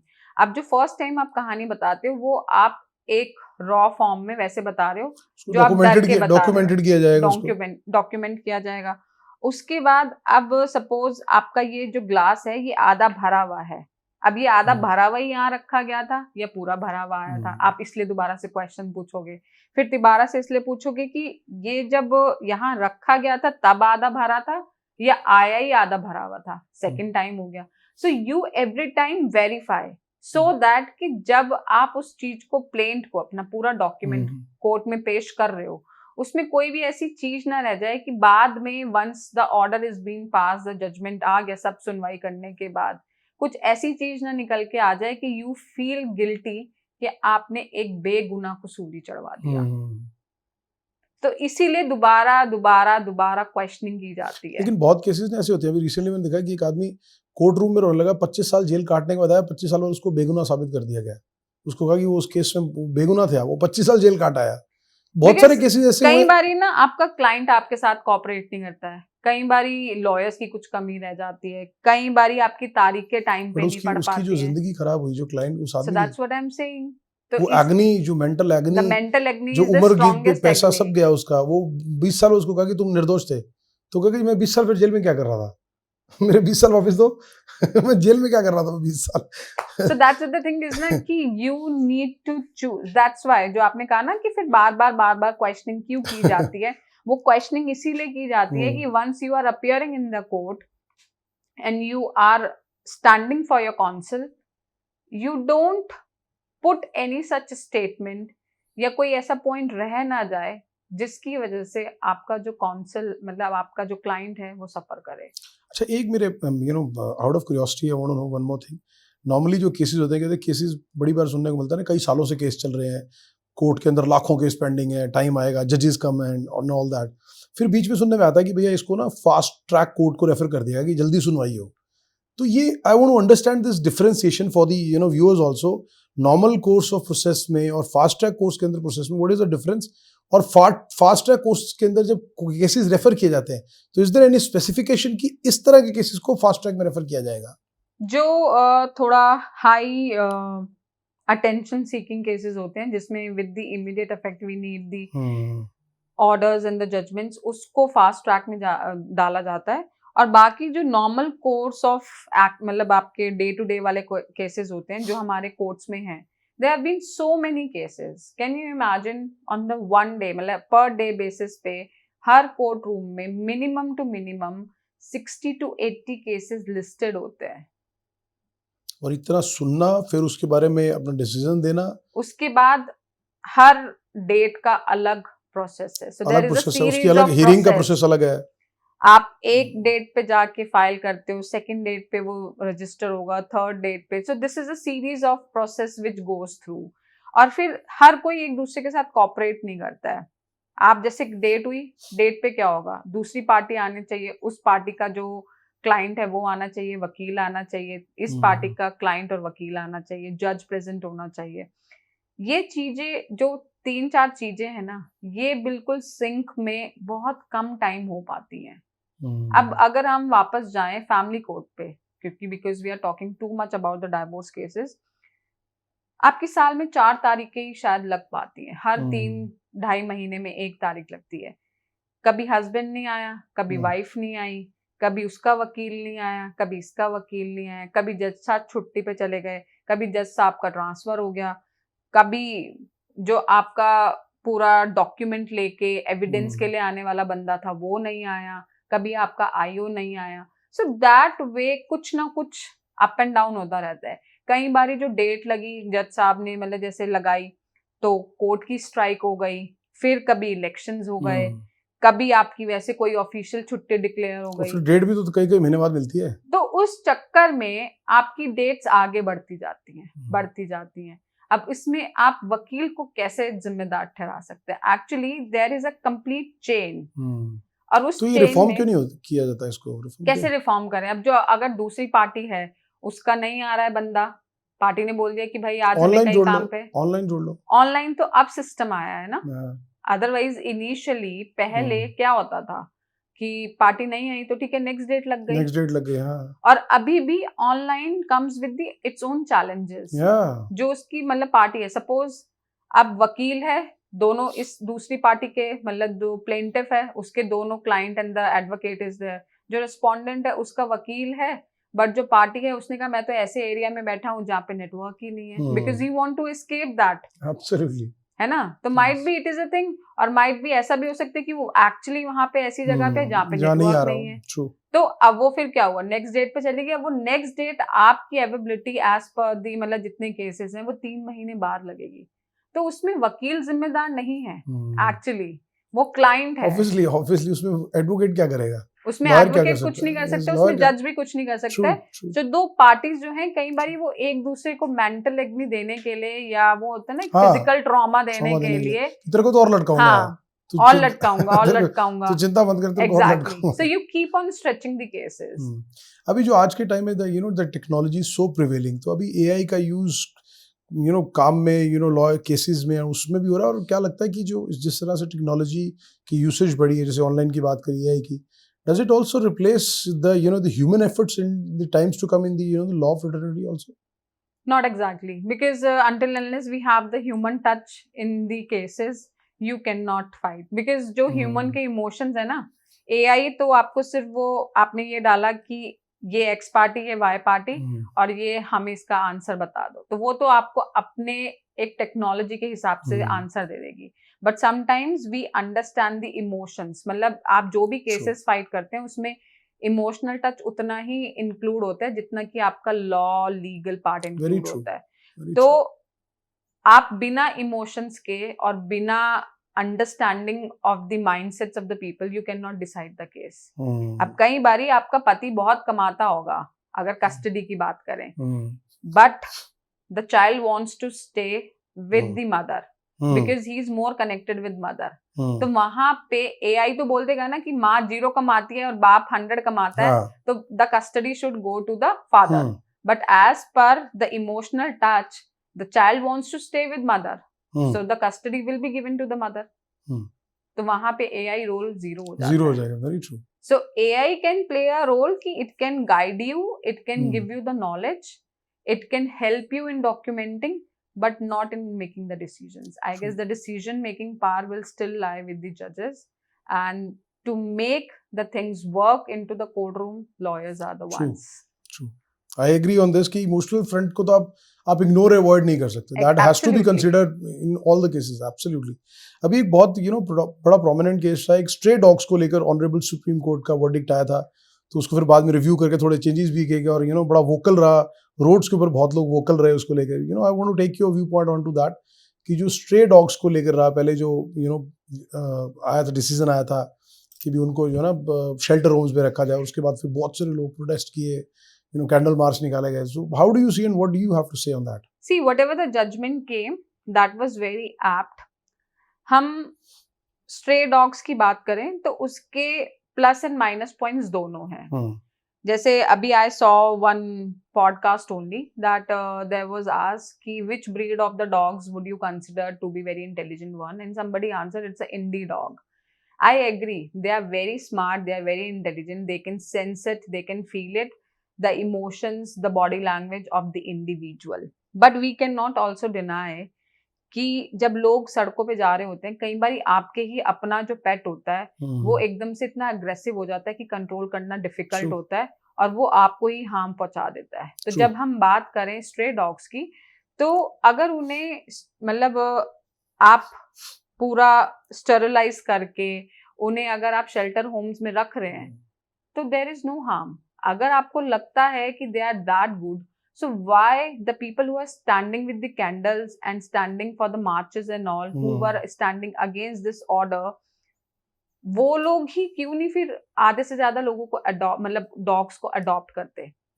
वो नहीं होगा. आप अपने घर में तो एकदम से well equipped kind of breed लाएंगे और उसको टेक केयर करेंगे. आप रखिए. I have a very 14 lakh stray dogs है ना, तो सारे आप उसको डिस्ट्रीब्यूट कर सकते हैं. आप अगर नहीं टेक केयर कर सकते तो ठीक है, आप उन्हें उस बेसिस पे टेक केयर करना शुरू कर दीजिए. आप अपने घर पे नहीं रख सकते तो आप उनकी एज अ वेलबींग के लिए एक अमाउंट डोनेट करना शुरू कर दें, and then keep a eye on them, keep a watch on them कि जो शेल्टर होम्स हैं उनमें उनकी टेक केयर की जा रही है. वो भी कर सकते हैं. Otherwise I have a friend, she is a retired army officer, और उनके पास 7 कुत्ते हैं जिसमें से 6 उनके इंडी ही हैं. Okay. And she is so well done with this thing that she take cares of the street dogs. Abhi bhi she was to go back to her home, so she comes from Darjeeling. और very one morning, Sunday morning, वो अपने घर से बाहर निकल के मतलब अपना काम वाम कर रहे थे, तो एक डॉग उनके डोर पे आता है. मतलब it's a God thing only, और उसका पूरा यहाँ से जॉ टूटा हुआ है. somebody would have hitted him.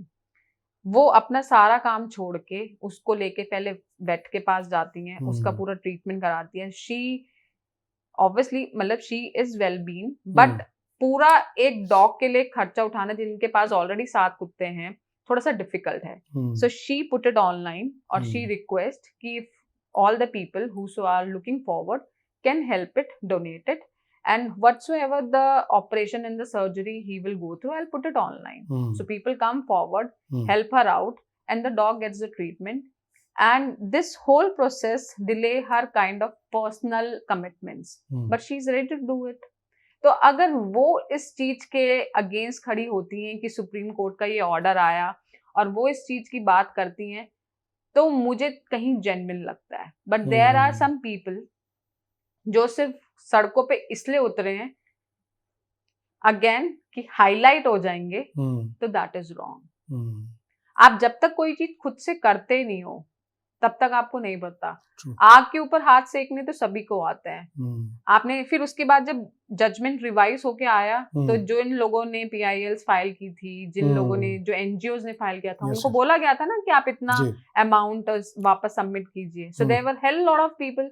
लोगों को लगता है PIL फाइल करना या फिर आप ऐसे एक जाके कोई भी कंप्लेन करें बड़ा इजी है. जजेस are easily equivalently sitting villa कि बस अब आज ये है तो अब इसको रिवाइज करो, अब कल ये है. क्योंकि कई बारी हम कर देते हैं चेंजेस, बट हर चीज के लिए चेंज लाना इज नॉट इजी. और जो चीज डॉग्स के लिए की गई that is for their betterment. अभी उन लोगों को छोड़ दिया गया है, मतलब स्टेरिलाइज करके they are back on the road. But आप उन लोगों की भी समझिए जो लोग इस चीज की वजह से काफी ज्यादा प्रताड़ित हैं. मतलब जैसे किसी के बच्चे को उठा के ले गया, वो बच्चा कहाँ से वापस लाएंगे? उसमें उस इंसान की गलती नहीं होती. I have seen it my self. मेरी सोसाइटी में भी एक अपने रॉटविलर को घुमाने के लिए, एक आप गार्ड डॉग लेके रात को घुमाने जाते हो बाहर, सामने से एक और अपना कुत्ता लेके कोई घुमाने निकला है.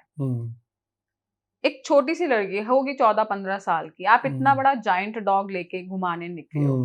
दोनों कुत्ते आपस में देखते हैं और इतने में सोसाइटी के भी स्ट्रीट डॉग्स आ जाते हैं और एकदम भाव भाव भाव करते हैं कि वो जो आपका गार्ड डॉग है वो छूट जाता है उसकी leash. And then he bite a lady who is just walking on the third lane. अब उसके लिए कौन रिस्पॉन्सिबल है?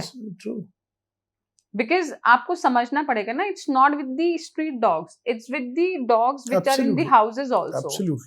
तो अगर आप स्ट्रीट डॉग्स के लिए if the government is making any such arrangement, तो ऐसा थोड़ी कि वो बायस्ड होके कोई उसके लिए रूल्स बना रहे हैं. वो तो इसीलिए बना रहे हैं कि लोगों को प्रोटेक्शन रहे, किसी के साथ कोई मिसहैपनिंग ना हो जाए. There has been recently many cases which has come up. True.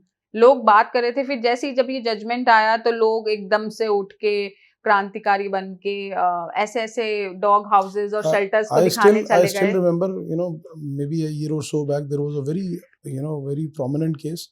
You must have heard of the name of the वाघ बकरी जो चाय आती है उसके MD का. I'm not sure whether you are known to that fact or वो सुबह morning walk के लिए अपने घर से ना, he was the owner of वाघ बकरी चाय. वो अपने घर सुबह मॉर्निंग वॉक के लिए निकले और एक स्ट्रे डॉग उनके पीछे पड़ गया. उनसे बचने के लिए वो भागे तो वो गिर गए और उनकी हेड इंजरी हो गई और ब्रेन हैमरेज से उनकी डेथ हो गई. So that's what I'm saying. It's not only मतलब हम ऐसा बुरा नहीं कर रहे हैं किसी के साथ, बट कई बारी कुछ instances ऐसे हो जाते हैं. In a recent times, in the past 6-7 months, there have been so many news which has come up because of this thing. Indian जो वो कबड्डी प्लेयर भी थे, उनका भी तो उन्होंने एक पपी को शायद उसमें से निकाला था, शायद वो पानी में स्टक था, कहीं निकाला, उसने बाइट कर लिया.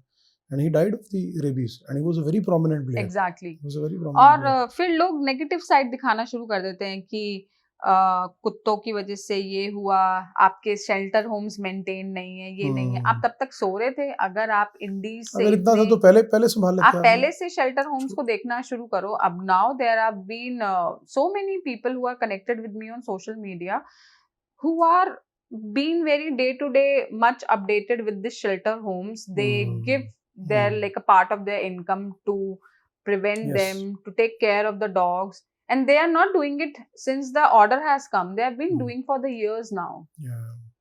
And we also do, like as me and my siblings, we also do take care of, and even in our family also we do. उसके लिए तो कौन रोक रहा है? आप करो ना. Exactly. Nobody stopping you. अब जैसे कि there came an instance जहाँ पे अभी वेस्ट दिल्ली में some couple was feeding some stray dogs and then there came a scenario कि बहुत मारपीट हुई.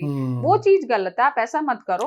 आप एक जगह बना दो अपनी सोसाइटी में कि you will feed the dogs here only, because ऐसे कहीं भी सड़क पे फीड करना तो again it's harmful only. क्योंकि जब कार या कोई बाइक उस खाने के ऊपर से निकल जाएगी तो वो बाइक वाले को एकदम काटने के लिए दौड़ेगा। कार वाला तो फिर भी बच जाएगा, बट जो बाइक वाला है वो बेचारा वैसे उसमें मतलब फंस एक चीज मैं पूछना चाहूंगा, जब रात को जैसे हम कभी गली में आते हैं, गाड़ी लेके आ रहे हैं, ये गाड़ी के पीछे भागते क्यों हैं?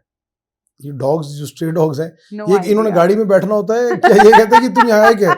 मतलब आई वुड अंडरस्टैंड कि ये गाड़ी के पीछे क्यों भागते हैं, कि तुमने गाड़ी में अंदर बैठ के साथ जाना है, या तुम कहते हो कि तुम यहाँ क्या आए हो, ये तुम्हारी गली है?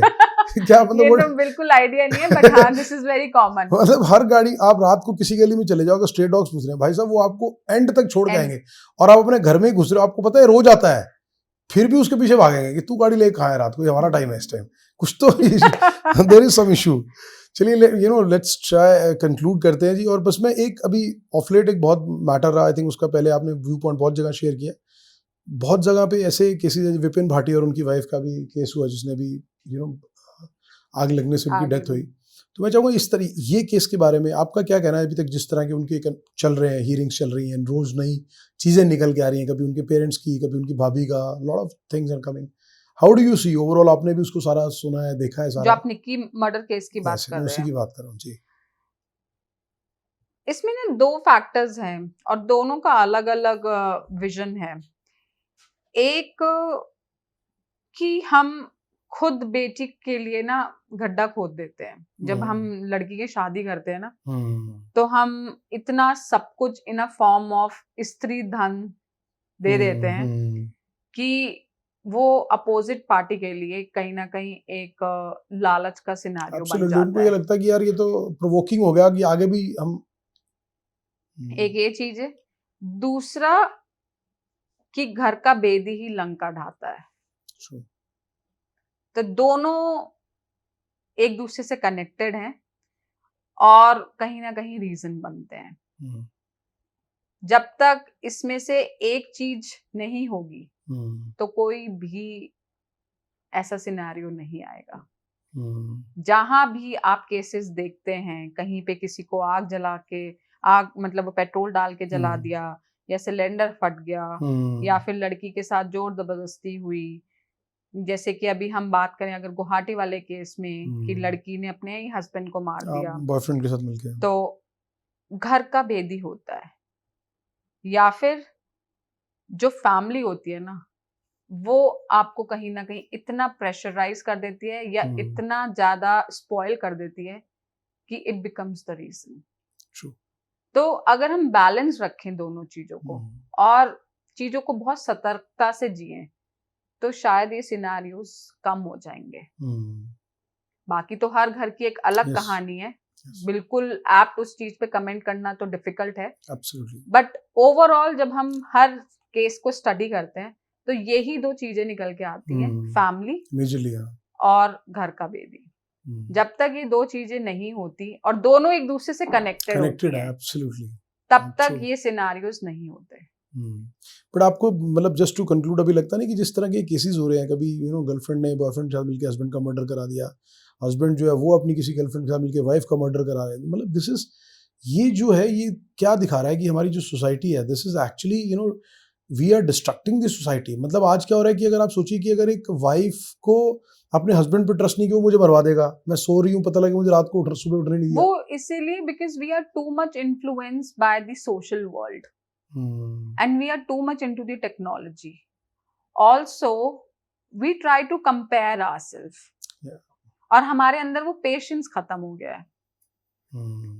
एक पॉडकास्ट में मैंने बोला था कि जो आपका पहले शादियां होती थी ना, उसमें जो आपके मॉम डैड का एक एज गैप होता था, वो मिनिमम टू मिनिमम मतलब 7-8 साल होता था। अगर आप कितनी भी पुरानी पीढ़ियां उठा के देखेंगे, अपने इर्द गिर्द सोसाइटी में देखेंगे, तो आपको दिखता है। अब मैं उसमें ये नहीं कह रही हूँ कि हस्बैंड बड़ा है या वाइफ बड़ी है, कोई भी है, बट एज गैप इतना होता था। बिल्कुल। उससे ना आपकी मैच्योरिटी और एक अंडरस्टैंडिंग बनती थी घर चलाने के लिए, सोसाइटी को समझने के लिए, क्योंकि एक इंसान बड़ा है, उसने शायद ज्यादा तजुर्बे के साथ देखा है। उसमें आपको परिपक्व बना के आगे बढ़ने के लिए, दोनों को साथ चल के लेके चलने के लिए हिम्मत है, ये सक्षम है। बट आजकल हम सेम एज ग्रुप के हैं, है ना, कि आप भी उतनी उम्र के हो और आप भी उतनी उम्र के हो, या फिर छोटा होगा तो 1-2 साल होगा, या मतलब कुछ ना कुछ है एक, यूजुअली तो we are of the same age group, True. and the patience level, the understanding, everything is of the same level na. So kind of building that connect and a bond is difficult. True. Because we are thinking on the same perspective. अगर आपको अपनी space चाहिए तो मुझे भी अपनी space चाहिए, absolutely, है ना? अगर आपको मेरी बात बुरी लगी तो मुझे भी ये बात बुरी लगी। अब मॉम डैड में या पहले आपके दादा दादी और में क्या होता था कि चल अगर वो रुस गई तो दादे ने मना लिया, है ना, तो बुआ रुस गई तो फूफा ने मना लिया, या फूफा रुस गया तो बुआ ने मना लिया। उल्टा हो रहा है ना, वो कह रहा है कि एक जड़ेगी मैं तेरे 2 जड़ूंगा, है ना? तो वो बिकॉज़ आपकी वो अंडरस्टैंडिंग सेम लेवल पे है। Absolutely true, very true. और इसीलिए वो रिश्ते कहीं ना कहीं बिखर रहे हैं। तो अगर हम कंपैरिजंस कम करें और एक दूसरे को ना देखते हुए कि दूसरा क्या कर रहा है और हम क्या कर रहे हैं, एक साथ अपनी कॉमन अंडरस्टैंडिंग के साथ और मैच्योरिटी के साथ एज अ कपल ग्रो करें, और बाकी जितनी भी चीजें उन सबको सेकेंडरी रखें, तो ये जो हमारे रिश्ते बिखर रहे हैं ना, वो बिखरने कम हो जाएंगे। आई think this is one very important tip of advice which you have given. I think मुझे लगता है कि शायद आज के जेनजीज और सब फॉलो कर लेंगे तो मुझे लगता है things will be sorted, I guess. आप दूसरों को मत देखिए। True true. देखिए, जब हम जूता दिखाते हैं ना तो हम सिर्फ जूता बाहर का दिखाते हैं, नीचे की सोल कैसी है, अंदर कितने कांटे हैं वो नहीं पता चलता। बिल्कुल सही बात है ना? हम सिर्फ ऊपर की जो शाइन है ना उसे देख के कहते हैं कि wow somebody is wearing such a shining shoe, but उसके अंदर उसे कितने कांटे झेलने पड़ रहे हैं ना वो उस इंसान को पता होता है। या नीचे वो बिल्कुल सड़क पे ही उसका पाँव रगड़ के चल रहा है, या नीचे इतना मोटा सोल है, ये भी उसे पता है। तो दूसरे को देख के अपना घर बर्बाद ना करें, अपनी साझ और समझ के साथ अगर आप दोनों बैठ के बात करें, बाकी चाहे वो पेरेंट्स हैं कोई भी है, सबको अलग रखें सेकेंडरी मोड पे, और अपने बीच में उन चीजों को सुलझाएं और करें, तो शायद रिश्ते नहीं टूटेंगे। It was wonderful having you, Surbhi ji. मुझे लगता है just to conclude, before concluding it, एक छोटा सा rapid fire लेंगे, उसमें I'll give you options also, so you can pick one of the options. So I hope you like the rapid fire also. So the first one is कि court में ज्यादा आप wear करना क्या पसंद करती हैं? कॉन्फिडेंस किससे आता है, साड़ी और जीन्स? साड़ी, ऑलवेज साड़ी है। एक लॉ फर्म या एक ट्रैवल स्टार्टअप, किसको चुनेंगी? Law firm. वैसे सवाल ही गलत है यार, लॉयर से। दुनिया का कौन सा देश जहां आप केस लड़ना चाहेंगी? आई गेस भारत से अच्छा कोई प्लेटफॉर्म नहीं मिलेगा आपको। वंडरफुल। सबसे क्रेजी केस या सबसे आपको लगता है मिस्ट्री केस जो आज तक आपने देखा हो? We cannot talk about our cases, but yeah, there are a couple of cases which I have fought and are really amazing and are lesson learning in my life. Court room drama या बॉलीवुड असली जिंदगी, कौन ज्यादा रोमांचक? Court room drama, any day. क्या बात है। अगर लॉयर नहीं होती तो? अब वो कोर्ट रूम ड्रामा, फिर लोग उसको कहीं गलत न ले लें, मैं उसको क्लियर कर दो। कोर्ट रूम ड्रामा इसलिए बिकॉज आप जितने कोर्ट्स में जाके बैठेंगे और जितनी आप सुनवाई सुनेंगे, आपको हर केस से कुछ ना कुछ सीखने के लिए मिलेगा, तो इसलिए कोर्ट रूम ड्रामा ज्यादा बेटर है। बॉलीवुड से आपको कुछ नहीं मिलेगा, आप अपने पैसे खर्च करके वापस आ जाएंगे। Very true, very significant also. अगर लॉयर नहीं होती तो which would have been the other option और profession you would have chosen? My persona speaks about law. मैं अपनी एक सरकारी नौकरी छोड़ के लॉयर बनी हूँ। तो लॉयर ही बनना था? हाँ जी। चलिए ठीक है जी।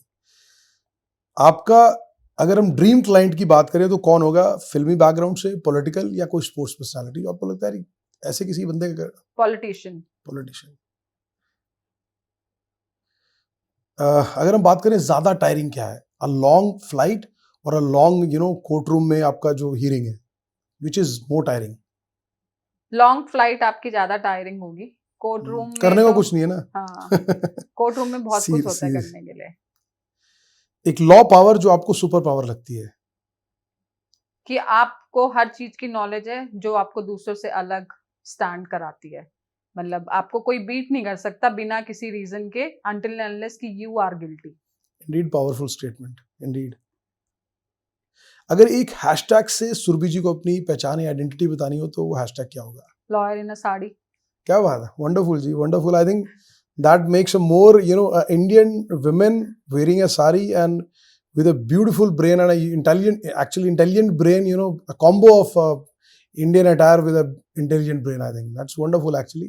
So it was wonderful having you, Surbhi ji. Thank you so much. Thank you so much जी. और मुझे लगता है कि जितनी बातें मुझे भी सीखने को लिए, मुझे बहुत ज़्यादा नॉलेज नहीं रहती है वुड लॉस की, but it was wonderful having you. और मुझे लगता है कि बहुत सारी शायद हमने पर्सनल रिलेशनशिप्स की बात की, लॉस की बात की, you know, online transactions and all that, parents, everything. So I think it will be an enriching information and enriching podcast for the people who's going to view it also. So once, जी. I hope it help people because आप जितना भी बोलें, अगर वो 10 लोगों को भी उनकी जिंदगी संवारने में और आगे बढ़ने में मदद कर सके, so nothing more grateful than that. No, thank you so much, Surbhi ji, and thank you for taking out time for us also. Really appreciate it and thank you for your presence also. So this was the lawyer Surbhi Kapoor.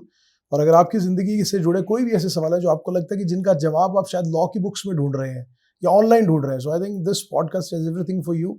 So you can watch it. अगर personal relationship में कुछ भी आपके issues चल रहे हैं, कोई भी ऐसी चीज़ बच्चों को लेकर, alumni, anything you know related to that, this podcast is absolutely for you. It's do not miss actually. So just wait for the podcast. Teaser will be out soon today only. And please do follow Surbhi Kapoor Lawyer. You know, she's on Instagram, Facebook also. And whenever you need any kind of advice related to your legal matters, do get in touch with her. She is actually an intelligent woman, which I have personally encountered asking questions or also. तो आप जो भी सवाल आप इनसे direct पूछ सकते हैं. और चाय के साथ दिल की बात को आप जरूर फॉलो करिएगा. आपको लगे कि हमारे प्रोग्राम में कोई सजेशंस हैं, हमें इंप्रूव करना चाहिए, please do share your suggestions in our comment box.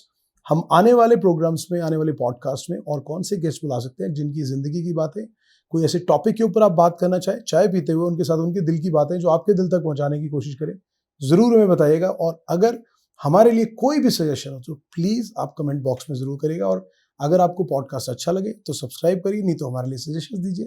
Thank you so much for watching चाय के साथ दिल की बात. चाय के साथ दिल की बात in association with PNB Kitchen Mate Prime and best.